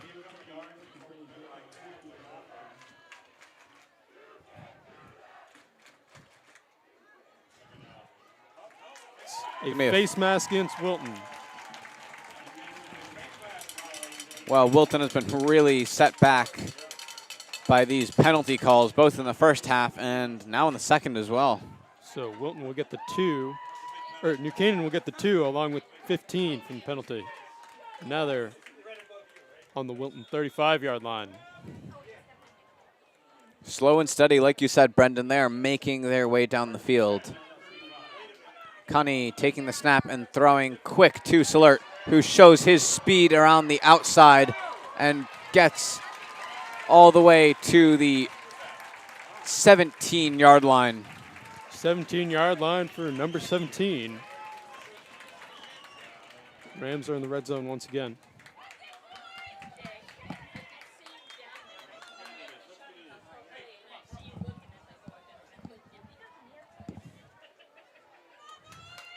First down from the red zone. High snap there, but it is brought down, handed off to Cognetta, who makes it about 3 yards. Maybe 5 yards, actually.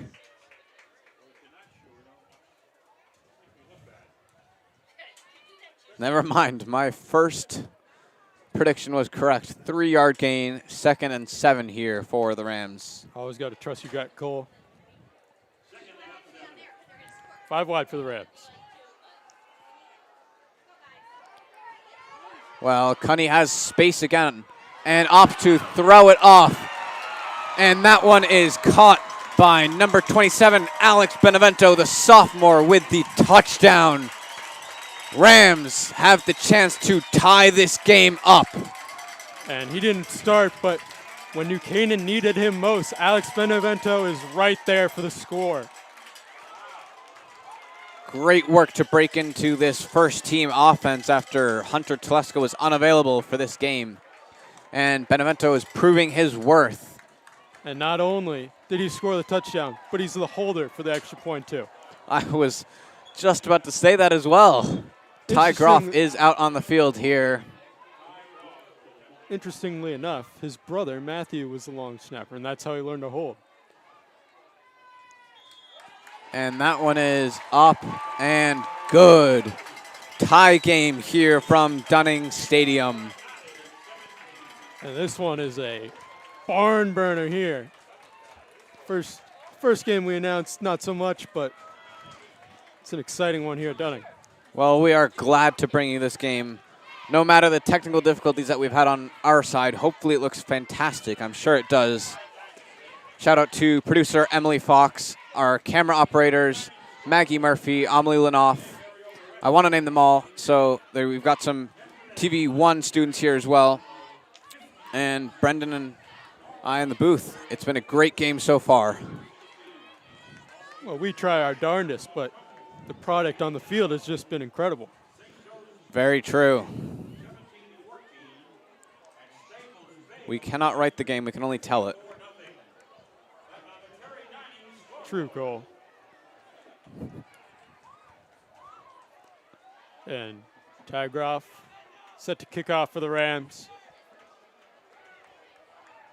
After a hot start from the Warriors, New Canaan has tied it up, going on a 17-3 run.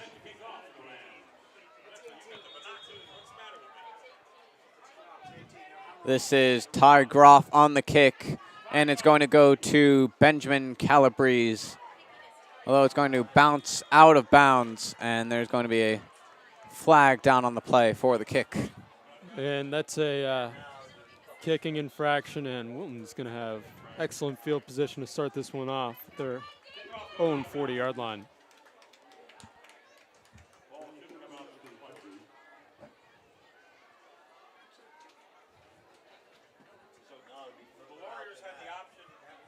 And they can either have New Canaan kick it again or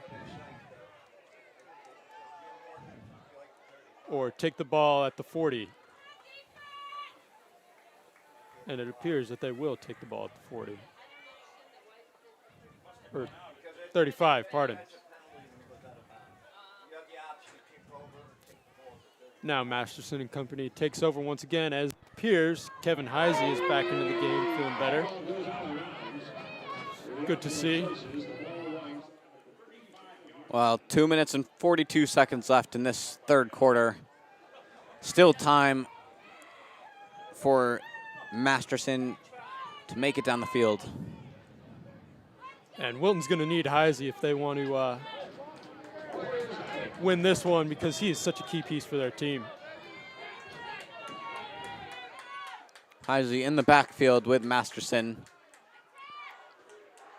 New Canaan look like they're going to send one blitz in, and Masterson's going to keep it but get wrapped up for no gain. Vin Cognetta on the stop. And he's both sides of the ball. He's made a huge impact for the Rams. Yes, all their captains have been fantastic today. Vin Cognetta, Henry Cunny, Conor Bailey, and Ned Brady.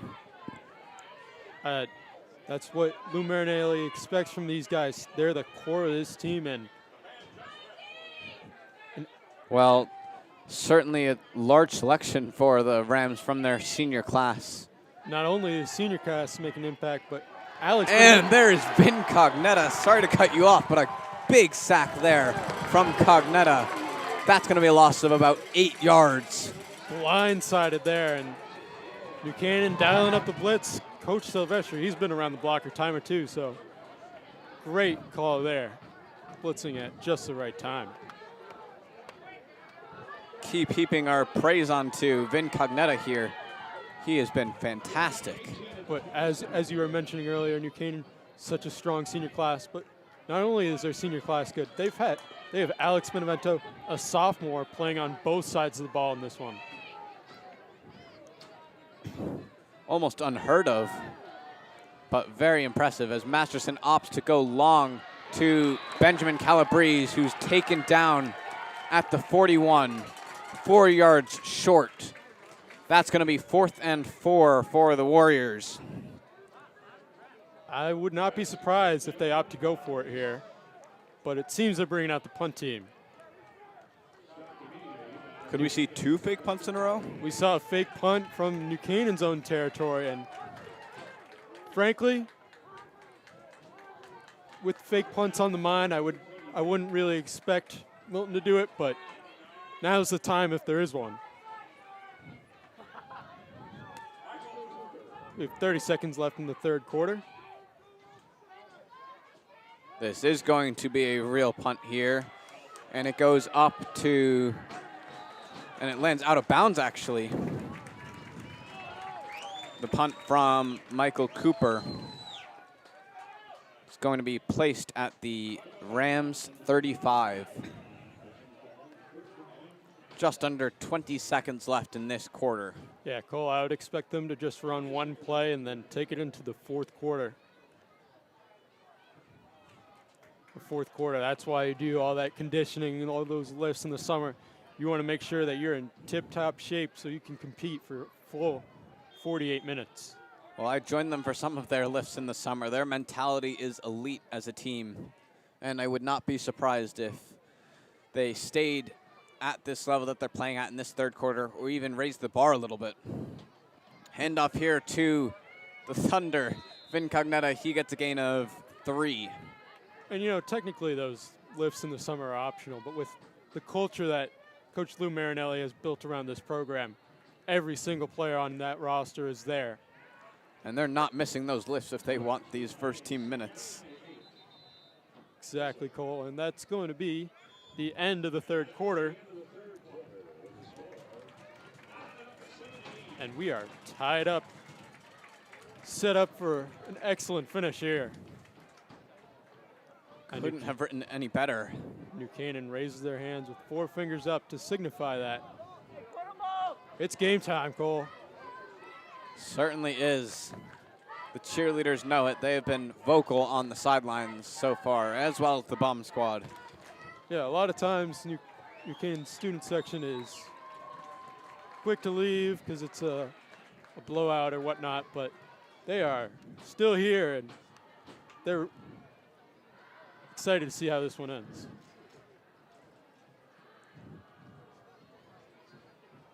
Both bomb squads, I should say. Yeah, this is our third home game. We hardly saw any parents for the last 2, but Wilton has made an impressive showing here, especially for a smaller high school with only roughly 900 students in the building.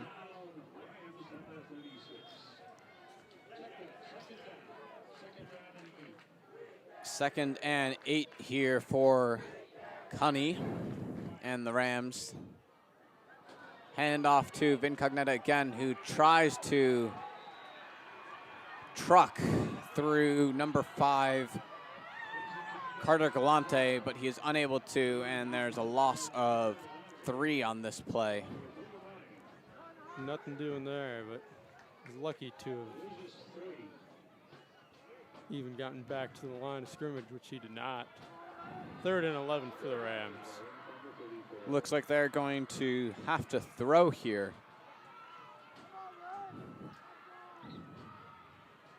Honey looking right, throwing over the middle to Salert. Ball is out and incomplete pass. Big hit there from Parker Woodring, who has been a formidable force on offense and defense. Yeah, his size and speed at that position is just unheard of in the FCAC. And because of his abilities, he will be spending the next 4 years playing football at Cornell. And he's had to return this kick along with teammate Benjamin Calabrese.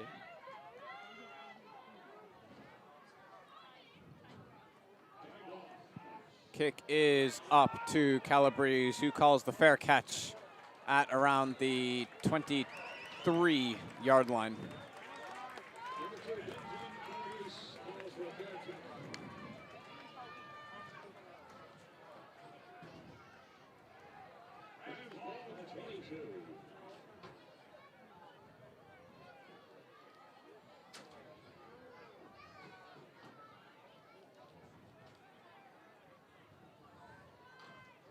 And Masterson makes his way onto the field, along with looks like George Ruschev in the backfield with him.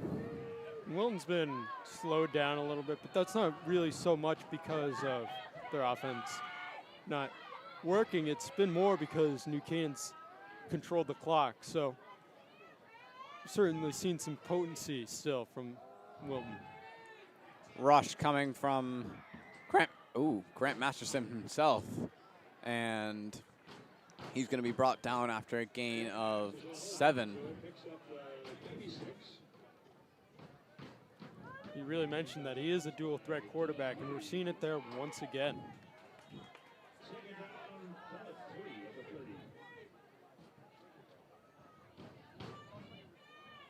Second and short for the Warriors, with Masterson under center. I mean, under center seems to be the norm now, Cole. So many high schools switching to the spread offense.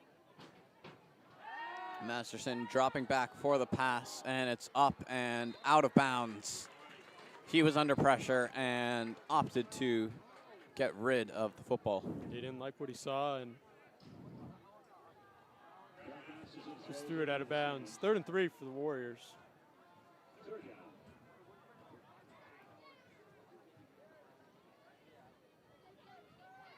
Well, they've been capable of converting these 3rd down opportunities so far.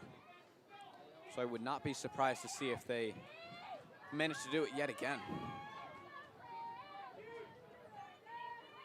3 receivers for the Warriors, along with tight end Heisey. And it's handed off to Heisey, who is stuffed. Joe And Schiavone, massive offensive lineman, is thrown back by the force of that pileup. It's going to be 4th and 3 for the Warriors. that's even more impressive. Remember, you mentioned that he was 6'5", 290 pounds. All of the New Canaan defense getting to that ball.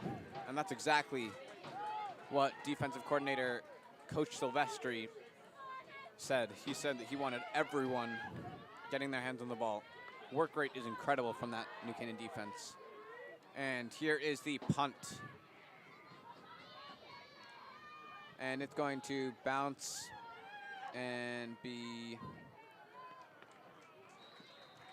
Down at the 41-yard line. And here comes this New Canaan offense once again.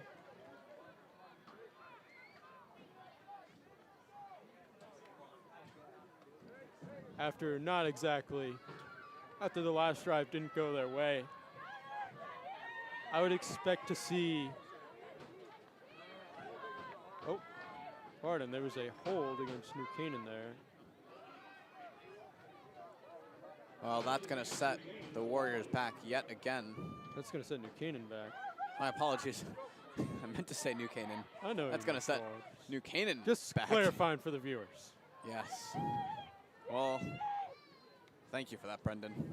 But because it did happen on the punt, it's still 1st and 10, not 1st and 20.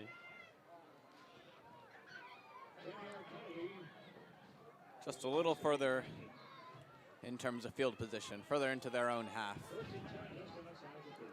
And this one is going to be thrown to Max Alert, who got one hand on it but was not able to catch the ball. 2nd and 10 off of the incomplete pass. Pass was incomplete, but Max Silva was right there ready to make the stop if Salert came down with it. Well, New Canaan's been really favoring some of these short passes to Salert, who's shown his speed, especially on their last scoring drive. I mean, Wilton is blitz heavy, a lot of man coverage, so these quick hitters are what you'd expect New Canaan to try and do offensively.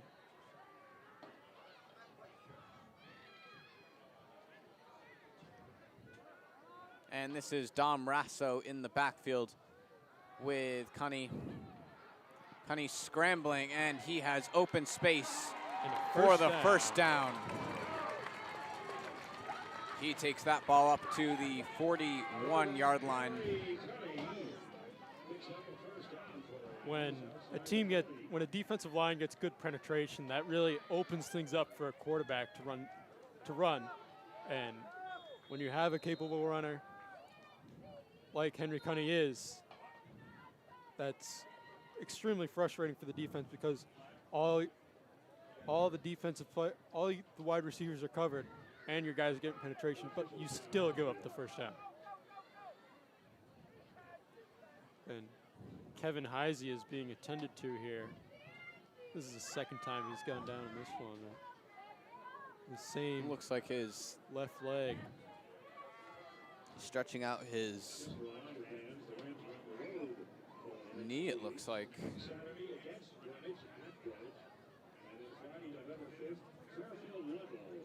Also away. Our next home game here at Denny Field, Friday, November 12th against Fairfield Ward, and that will be our last home game of the regular season, and it will also be senior night, Friday, November 12th.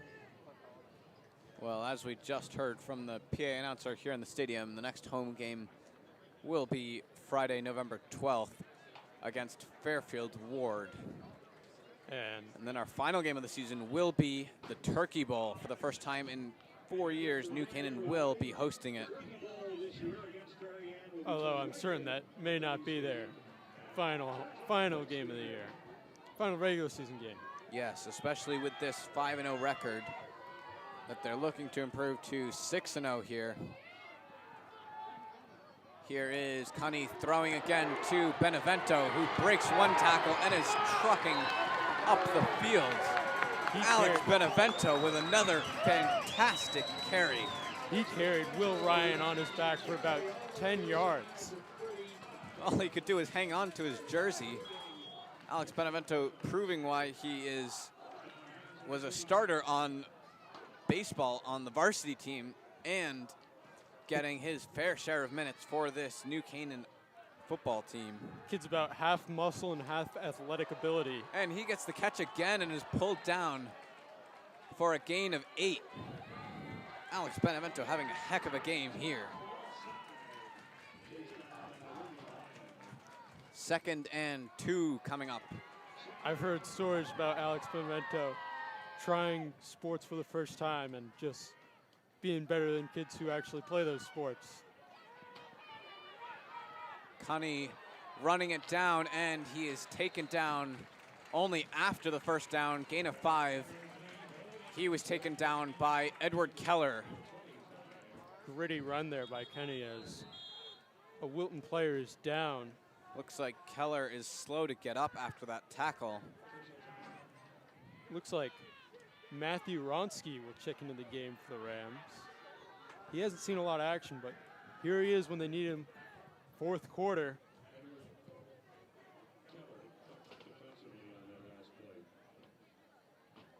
And Keller, the senior, certainly hate injuries, especially in football, where you only have such a finite amount of games. And looks like he is applying pressure on that left leg very gingerly.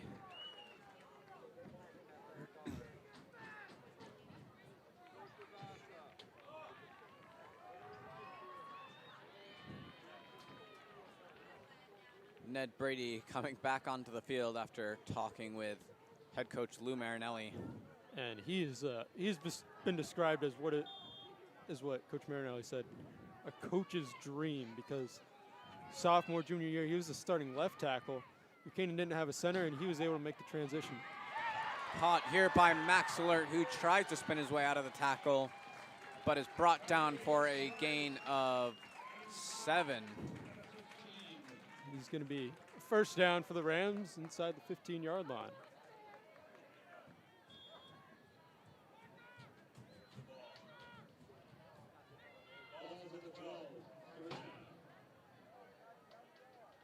Hard count for the Rams. Wilton not fooled.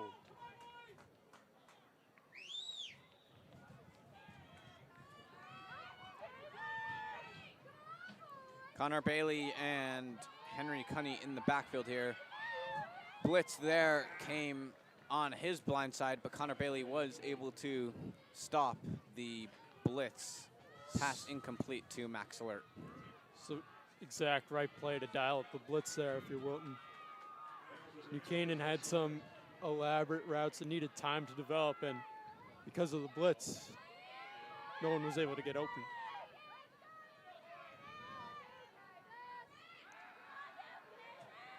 Cunney lofting it up to number 20, Conor Bailey, and pass was incomplete there. 3rd and 10 for the Rams from the 12-yard line. They can still gain a first down as Vin Cognetta checks in favor of Bailey. Well, Cognetta has been able to pick up the yards here. Very possible that they see some action from him.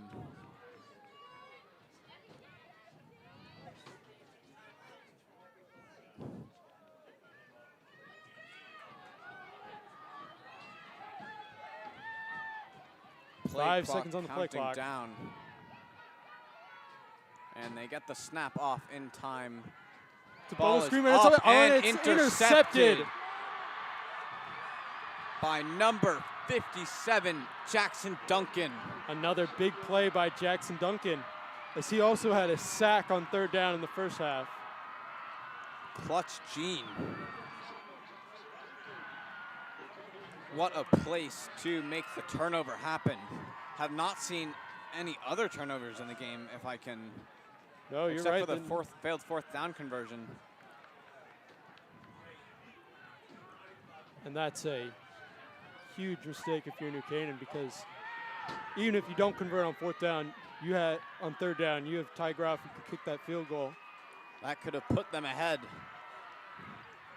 But Wilton will take over on their own 15. And 8 minutes remaining. Bomb squad is up on their feet. Masterson with the ball, throwing it off to Max Silva.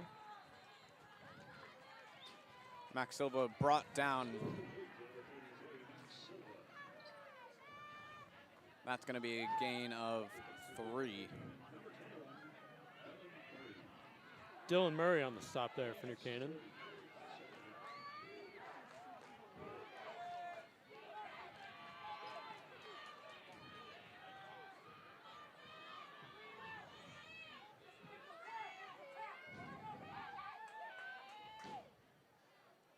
And Schmidt's creeping in. That's going to be a false start against Wilton. Back him up even a little bit more. a little bit of mind games from New Canaan, it looks like. Barrett Schmitz, he leads this team in tackles. He's such a intellectual player at that middle linebacker spot, really the core of this defense. Yes, coming into this game, he had 36 tackles in 5 games, playing really well, knowing that the New Canaan defense is quite even in their tackles. And I'll get messages from him talking about the broadcast, so I know for sure that he's watching a lot of film. Understandable. A lot of the smartest players are doing just that. They're going to take a timeout here by the Warriors, as they were in all sorts of confusion.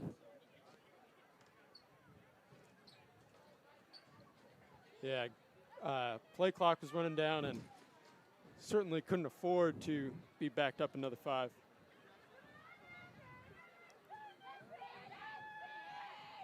Just over 7 minutes left in this fourth quarter of football. It's been a super tight game, a tale of 2 halves so far.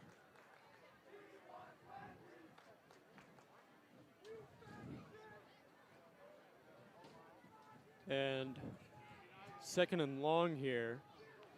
If you're Wilton, Cole, I would expect them to be a little bit conservative here, especially so far in their own territory. Even though what their MO is trying to stretch the field a little bit more. Well, with the New Canaan blitz that can come out of nowhere, leaving Masterson to drop back alone would be a little bit risky at times. I mean, he is incredibly elusive in the pocket, Cole. That's true. We've seen that multiple times so far in this one. Yes, really can't doubt him. Sophomore Macklin McGovern in the backfield for the Warriors.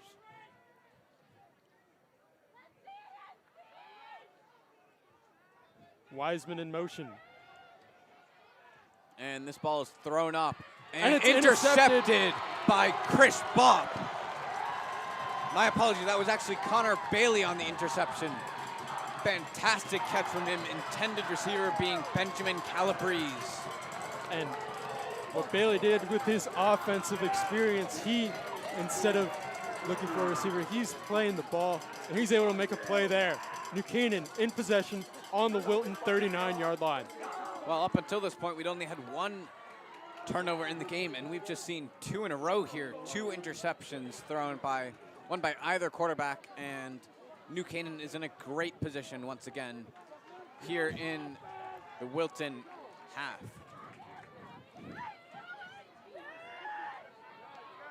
A hair under 7 minutes left in this one, so there's plenty of football to be played.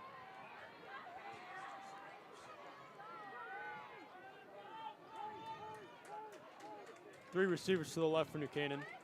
Matthew Ronsky, Jack McPhillips. 4 receivers. That's going to be a flag. False start, I believe.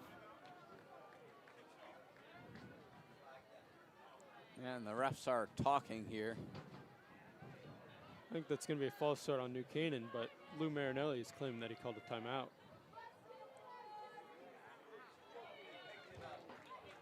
And the flag is picked up.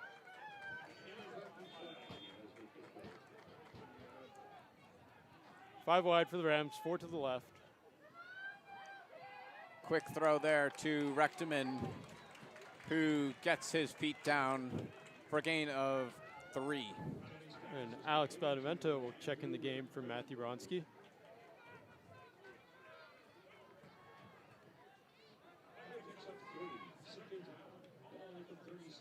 If you're New Canaan, you're fine with that.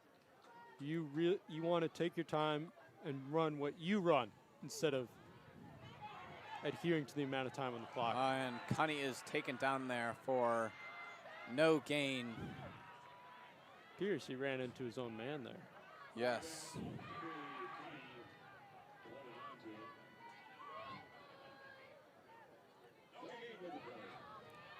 Third and 7 here. You really hate to go 3 and out, especially after a turnover if you're New Canaan. Cognetta in the backfield.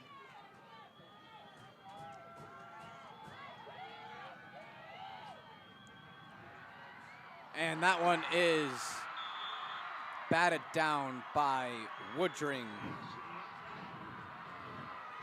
And Wilton dying up a serious blitz there, sending 7 men, and Parker Woodring just goes untouched into the backfield. Well, this is much too far for Ty Groff to try his attempt at a field goal, so they're going to elect to punt. Wilton does not have a man back deep for some reason.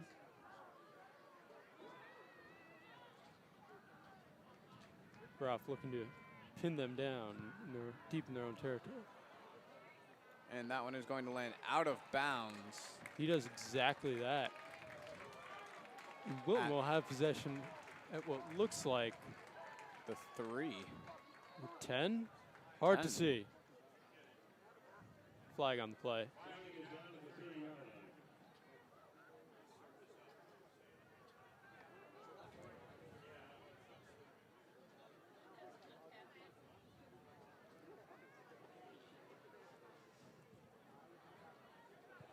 And that's going to be against Wilton, I believe. And that could be really devastating if they're pushed back any further than they already are. Flag is on Wilton. And because it was during the play, it'll be half the distance to the goal.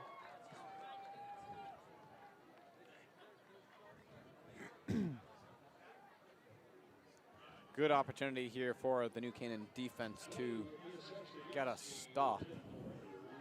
Warriors on, looks like about the 4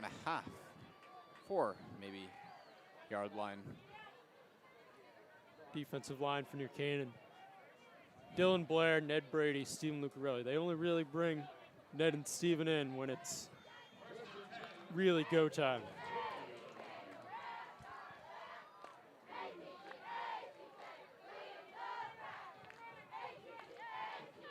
Calabrese in motion here and nearly caught by number 4, Craig Heisey. Little contact there between Schmitz and Heisey, but no call. 2nd and 10. Well, the blitz from New Canaan nearly got Masterson. He had to throw it away pretty quickly there. Yeah, expect to see a lot of quick hitters from Wilton. They're not, you really can't expect to have a elaborate play design from so deep in your own territory.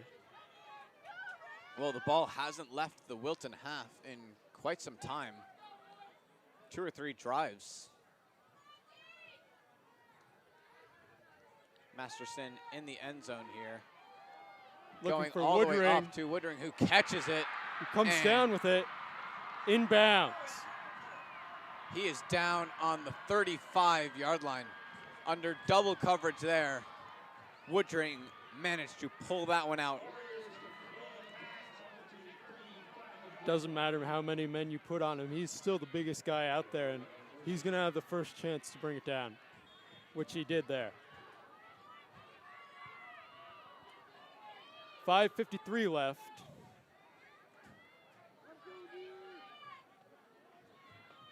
This game being held at a stalemate right now. Both teams' defenses really figuring each other out.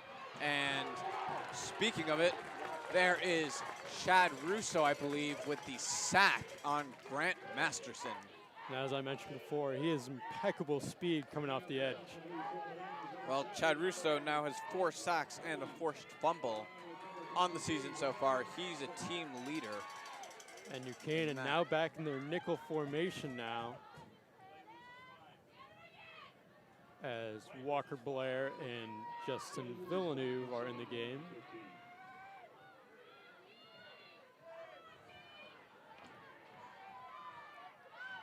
Three to the right for Wilton. And nearly brought down there. Oh, that cannot be a legal receiver. That is a... That was caught by one of the offensive That was linemen caught there. by number 72, Colin Gilmore, and you could tell by the fact that he's number 72 that he's That not was meant to touch the ball. Yes, well, there was a 2-man blitz there. Masterson was wrapped up right after throwing it away. And that's not a terrible play by Masterson, but if you're Colin Gilmore, you got to know you can't catch that. Masterson knows that to take another sack on back-to-back plays would really kill the drive. Certainly, and it's 2nd and 15 with the flag down. Can't see how this can get much worse.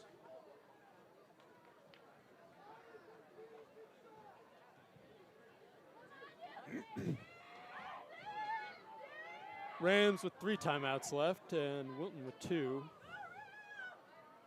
Still a tied game here with turnovers on both ends of the field. Or both teams, I should say, on one end of the field. everything has been happening in this Wilton half so far in this fourth quarter.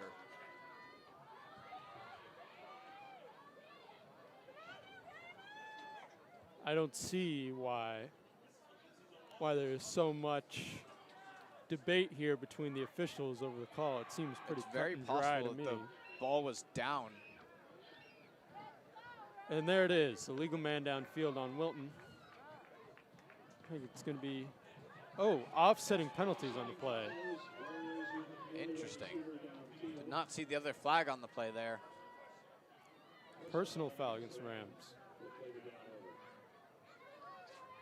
That's a tough call. That would have set back Wilton quite far. Still 2nd and 15.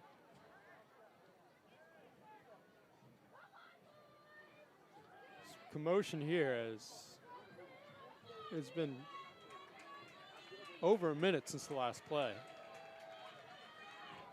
Easily at that.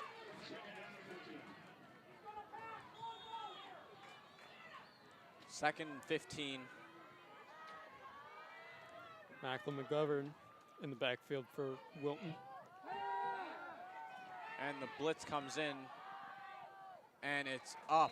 Woodring trying his best to get to that one. Sorry, that was actually Benjamin Calabrese who tried to find that one, was not able to catch it.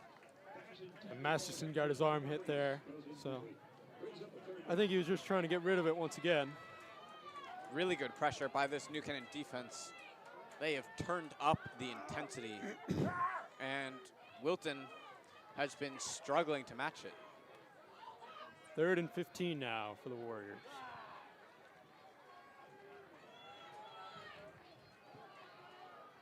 Nickel formation for the Rams as Vin Cognetta and Barrett Schmitz are both. And the blitz, and he is wrapped up by Chad Russo for the second time in this drive. Chad Russo with the sack. That's his 3rd sack of the day. He's been electrifying off the edge, Cole. And 6 sacks on the season now. Chad Russo easily the team leader. And that is going to be a big loss of yards. 4th and 24, 4th and so long. New Canaan takes out a defensive lineman on 3rd down, and they're still able to bring down Masterson as Michael Cooper is off to punt. Good punt there. That one is going to land at the New Canaan 40. Yeah, one of Cooper's better punts of the day. Easily. That had probably 40, 50 yards on it. From his own 21-yard line. Do the math, carry About the 40 one, yards, yeah. find the derivative. Math is complicated. We don't have a statistician here to calculate all this for us, but we can try our best. The ball is placed on the New Canaan 39. Henry Cunney, the New Canaan offense. A stacked box for Wilton here. And that one is dropped by Max Alert, who looks quite upset with himself there. That was a 1st down in the breadbasket for him. I don't blame Max Alert for being upset with himself. He's had a terrific game so far, but that's one you really got to come down with.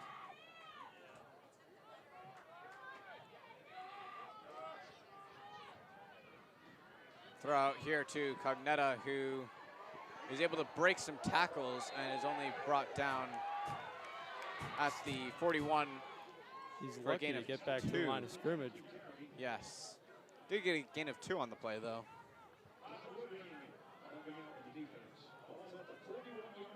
Todd Woodring, the younger brother of the Wilton superstar, is able to make the stop there. Another family tree on display in this one. And Cunney brought down by number 72, Colin Gilmore. Colin Gilmore, the sophomore, playing on both sides of the ball. that is going to be another punt coming up for New Canaan here. Both teams' defenses really figured out the offense. Woodring and Calabrese are back deep for Wilton.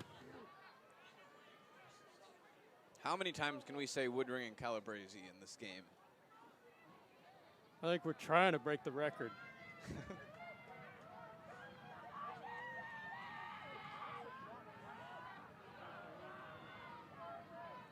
Tygroff to punt. That one is up to Calabrese, and it's a fair catch on the 30-yard line. 2 minutes and 22 seconds left in this fourth quarter. A stalemate so far.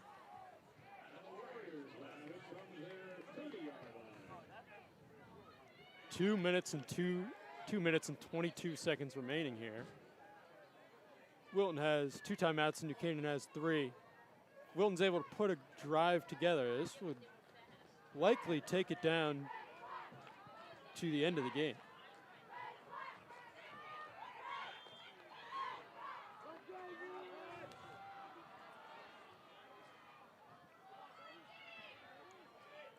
The New Canaan defense bringing the nickel back again, and that ball is nearly dropped by number 33, Max Silva. He's able But to it come will be down with caught. it despite the bobble.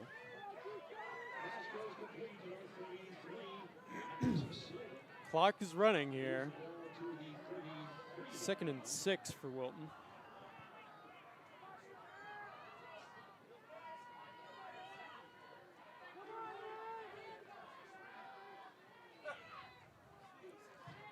Chad Russo on the outside blitz here. Long throw to Calabrese, who gets the first down and many yards, making his way deep into New Canaan territory around the 35-yard line. Devastating blow for Wilton, but there's still work to be done with 1 minute and 38 remaining. That's the largest gain of yards in quite some time by either team. Ball is placed on the 40. Masterson from the shotgun for Wilton.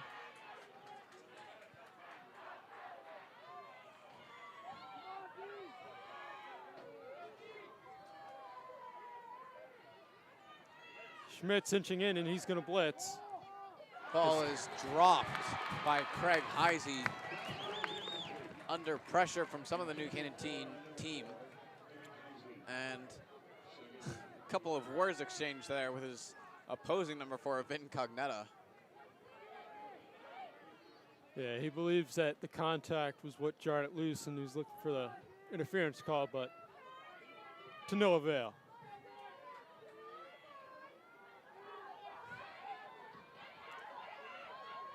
The Warriors on New Canaan's 40-yard line. 2nd and 10. Masterson dropping back and throws a dime To Max right Silva to over Max the middle. Silva. Another first down. And Wilton's finally getting something going. They've been quiet this entire second half, and right when they need to, they're in scoring position.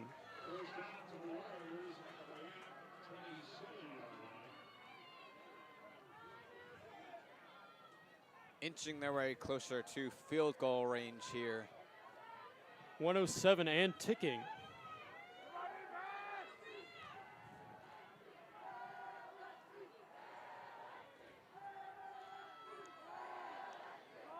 And passes thrown to Calabrese, who jukes out one of the New Canaan defenders. 50.6 seconds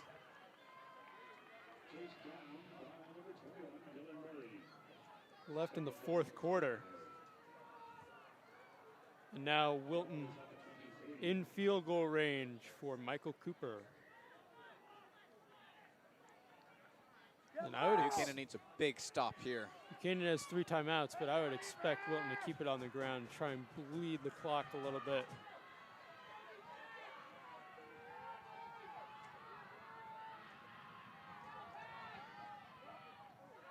Well, they're going to go to Calabrese again. And that's Who's another brought down first for the- down. That'll be. Clock stops to move the chains.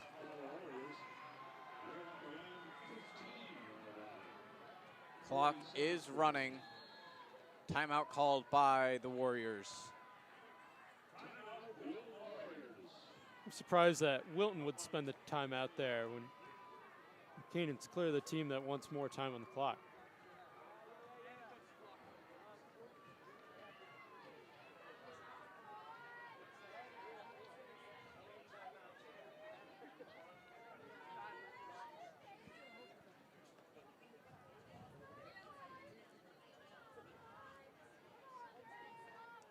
Wow. And What would wow. you be saying if you were Coach Lou Marinelli in the New Canaan huddle here? Certainly within field goal range for Michael Cooper. Odds are not in their favor. Wilton has one timeout remaining, and New Canaan has 3. But Both even teams making their way onto the field. with those 3 timeouts, New Canaan showed that they were able to get down the field in a hurry in the first half.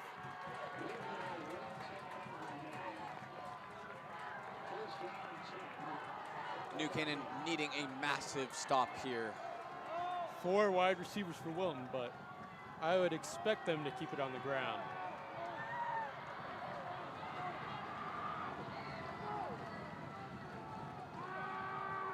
Masterson dropping back and going on the run. He gets out of bounds. Tight coverage on the corner by Dylan Murray. He pushes Parker Woodring into the sticks. They are right in field goal range. Michael Cooper was able to hit the 33-yard field goal earlier. And this is even closer than that. Yes, looking quite bleak for New Canaan here. And things aren't all bad for the Marinelli family, as Johnny Marinelli on the Illinois coaching staff was able to pull off the upset against number 7 Penn State. Masterson dropping back. He is brought down And expect a timeout from New Canaan. by Dylan Blair. No timeout. They're going to let it roll down.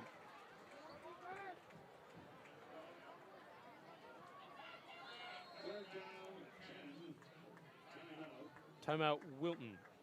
Final timeout of the Wilton team here.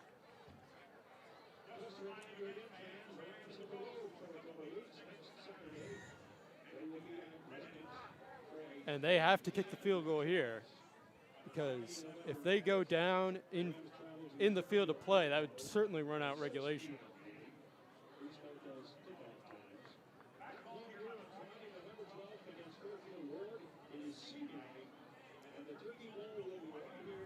(17-17). Tie game. 3rd and 10 here for the Wilton Warriors. New Canaan in their huddle with defensive coordinator Chris Silvestri, as you can see on your screen right now. New Canaan has 3 timeouts. Wilton has none. Crucial time here. They are bringing their kicker out onto the field. Number 99, Michael Cooper. And it all comes down to this, folks. 32 yards out for Michael Cooper. And this crowd is raucous. Placeholder number 33, Max Silva. And New Canaan will attempt to ice Michael Cooper, as they will call a timeout, the first of their 3. New Canaan 5-0 on the season so far. Wilton 3-2. That undefeated season could be ending shortly. He's shown that he can hit from this distance.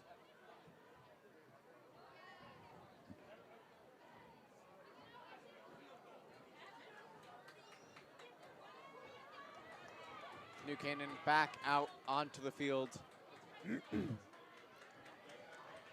Will New Canaan attempt to ice him again? I'm not aware of the rules on calling consecutive timeouts in high school.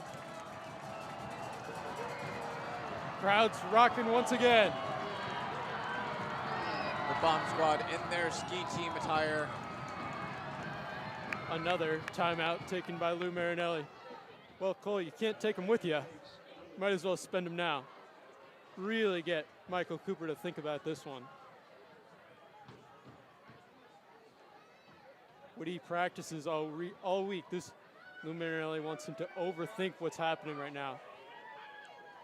Do I doubt that Michael Cooper has the ability to hit a 32-yard field goal? No, I don't. But the amount of psychological warfare that is at play right now may affect him.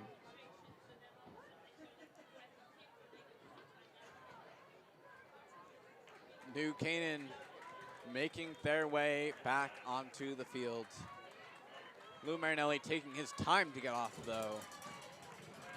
Michael Cooper with placeholder Max Silva making their way. The New Canaan team and bomb squad making as much noise as possible. The snap is up. The kick is up. The kick is good. Flag is on the field. The kick is good. And there's a flag down. I would expect an offsides from New Canaan. Flag on New Canaan. Kick is good. 8.9 seconds left in this game. And Cole, I told you since the beginning of this one, the little things are what are going to make the difference. You think about that fumble early on that Wilton was able to recover. That led to a touchdown. You think about the pick inside Wilton's 15-yard line. You think about the missed field goal by Ty Groff. All opportunities for New Canaan to be ahead in this one. But Wilton, they get these plays to go their way, and they're winning and likely will come out on top. Well, it's looking increasingly worse and worse for New Canaan. 8.9 seconds on this kick return. Correct me if I'm wrong, but I assume that they will squib the kick. That's what I was just about to say, Cole. They're likely going to squib this one. And I bet you Lou Marinelli will just tell his guys to lay on top of it and then try and dial up some sort of Hail Mary? No, I don't believe that Connie can throw the ball 70 yards, but some sort of lateral play as a last resort.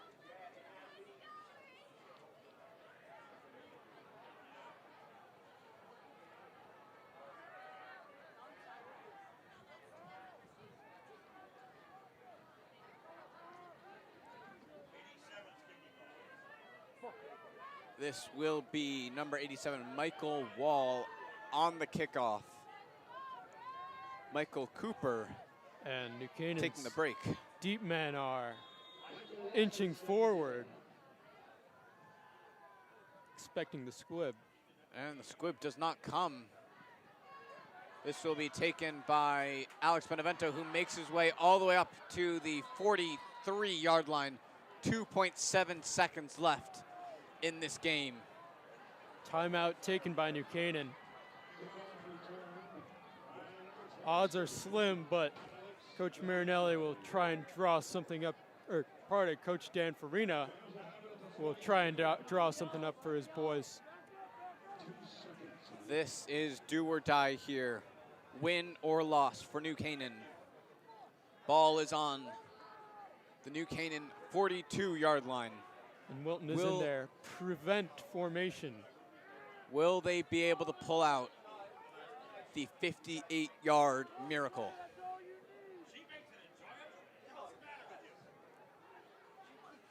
And Wilton's fans are lining up against the fence, and they're ready to storm the field if they win this one.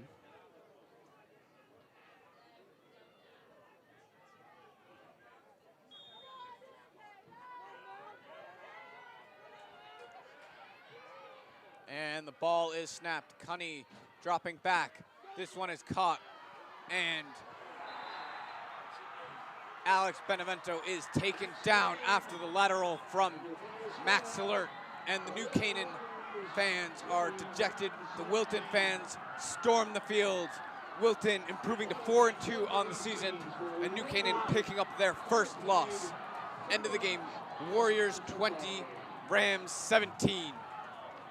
This has been a fantastic game, Brendan. The wave of pink joining the white jerseys over the Rams logo. Quite a poetic ending here at Dunning Stadium. And Wilton was really denied this entire second half. No points until there were 8.9 seconds remaining in this one. They see all the momentum seems to be in New Canaan's direction, and Wilton was able to make some big plays, especially to Benjamin Calabrese, and that's what won them this game. Along with all these 50-50 plays that they were able to come up with more often than not.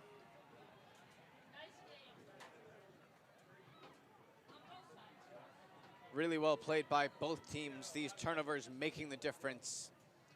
Wilton haunted by their penalties in the first half, but able to overcome as they went into halftime 17-14 up and win the game by a field goal just the same. Both teams shaking hands here. Just a shocking loss for the third team in the state, and the road doesn't get any easier from here as they go on the road to Greenwich next week. Always a difficult place to play, and Greenwich is currently the number 5 team in the state. Well, Greenwich has always been one of the hardest teams, especially since Coach Lou Marinelli's son took over their program. Coach Marinelli's son was able to pick up a huge win against Penn State in 9 overtimes today, as he's with University of Illinois' team now. And just a huge win for these Warriors. It seemed 4 or 5 years ago they were bushmeat. They were not a successful team in the FCAC, but in just 3 years, Coach D'Annunzio has turned this program around and made them one of the better programs in this conference, in the state as a whole. Well, there were some fantastic individual performances and the team performance from Wilton today, especially from Grant Masterson, the elusive double threat quarterback, as well as Parker Woodring, who stands at 6'3", but could have been 2 feet taller. He had some fantastic catches, including one of the touchdowns, the second touchdown. And the Wilton team looking ecstatic over on their half of the field, all on their feet. That's the first time that Wilton has beaten New Canaan since 1995. New Canaan leads the all-time series 39-10-1, and this is just a huge win for this Wilton team, a program-changing victory. From now on, you'll see more kids in youth football, in middle school football, in freshman football, all wanting to be here in this moment where they can beat one of the top teams in the state. Well, that's exactly what they've been looking for, this momentum that's taken them forward. But now we have our sideline reporter, Dylan Azaparty, standing by. Well, that was an amazing game. It was back and forth the entire way, and as you can see, Wilton scraped away with a 3-point win. New Canaan really struggled in the first half defensively and got off to a 14-0 deficit, which eventually led to them never being able to gain the lead. Wilton played an amazing game, and they have Ridgefield up next. They moved to 4-2, while New Canaan drops back to 5-1. That's all for here. Thank you, Dylan. And really just a heartbreaking loss for this Rams team on homecoming night. 5-0 for the first time since 2016, and they've had some tests so far this year, especially against Daniel Hand and Norwalk, but finally able to get picked off here by Wilton, and they have a long week as they prepare for Greenwich on Friday night on the road. Well, then, before we sign off, we would like to thank our sponsors, This game was sponsored by our NC Rams All Sports Booster Club Platinum and Gold sponsors. We want to thank our Platinum sponsor, Walter Stewart's. Walter Stewart's has supported the NC Rams athletics and the entire New Canaan community for years. They are your fresh local market. We also want to thank our other Platinum sponsors, Melissa Rambuya and Kristen Harrow, the premier real estate partnership in Fairfield County. Head there for all of your real estate needs. And our number 3 Platinum sponsor, not necessarily in order, of course, NCHS alumni and my uncles, Leo and Steve Carl of Carl Chevrolet. They've been proud supporters of local athletics programs for generations. Their dealership has been serving Fairfield County since 1927 and are ready to assist with all of your automotive needs. Our final Platinum sponsor, the William Fessler Family Dentistry, the dental office for your entire family's dental needs. At the Family Dentistry, smile, you're in good hands. We also want to thank our gold sponsors. Renaissance Partners is a family-owned and New Canaan-based residential building and remodeling company serving all of Fairfield County. And to our second and final gold sponsor, Performance Optimal Health. With advanced level professionals and a team approach to healthcare, their mission is to empower athletes and their families to live better. Therefore, all of their congratulations to all teams competing this season. Again, a massive thank you to all of our sponsors. The NC Rams All Sports Booster Club supports all New Canaan High School athletics. The game ends here at around 4:45 p.m. The Warriors besting the Rams 20-17 off of a last-minute field goal from Michael Cooper. That's all from us here at NCTV. Brendan Tiscornia alongside me, Cole Schubert, signing off. Thank you for tuning in.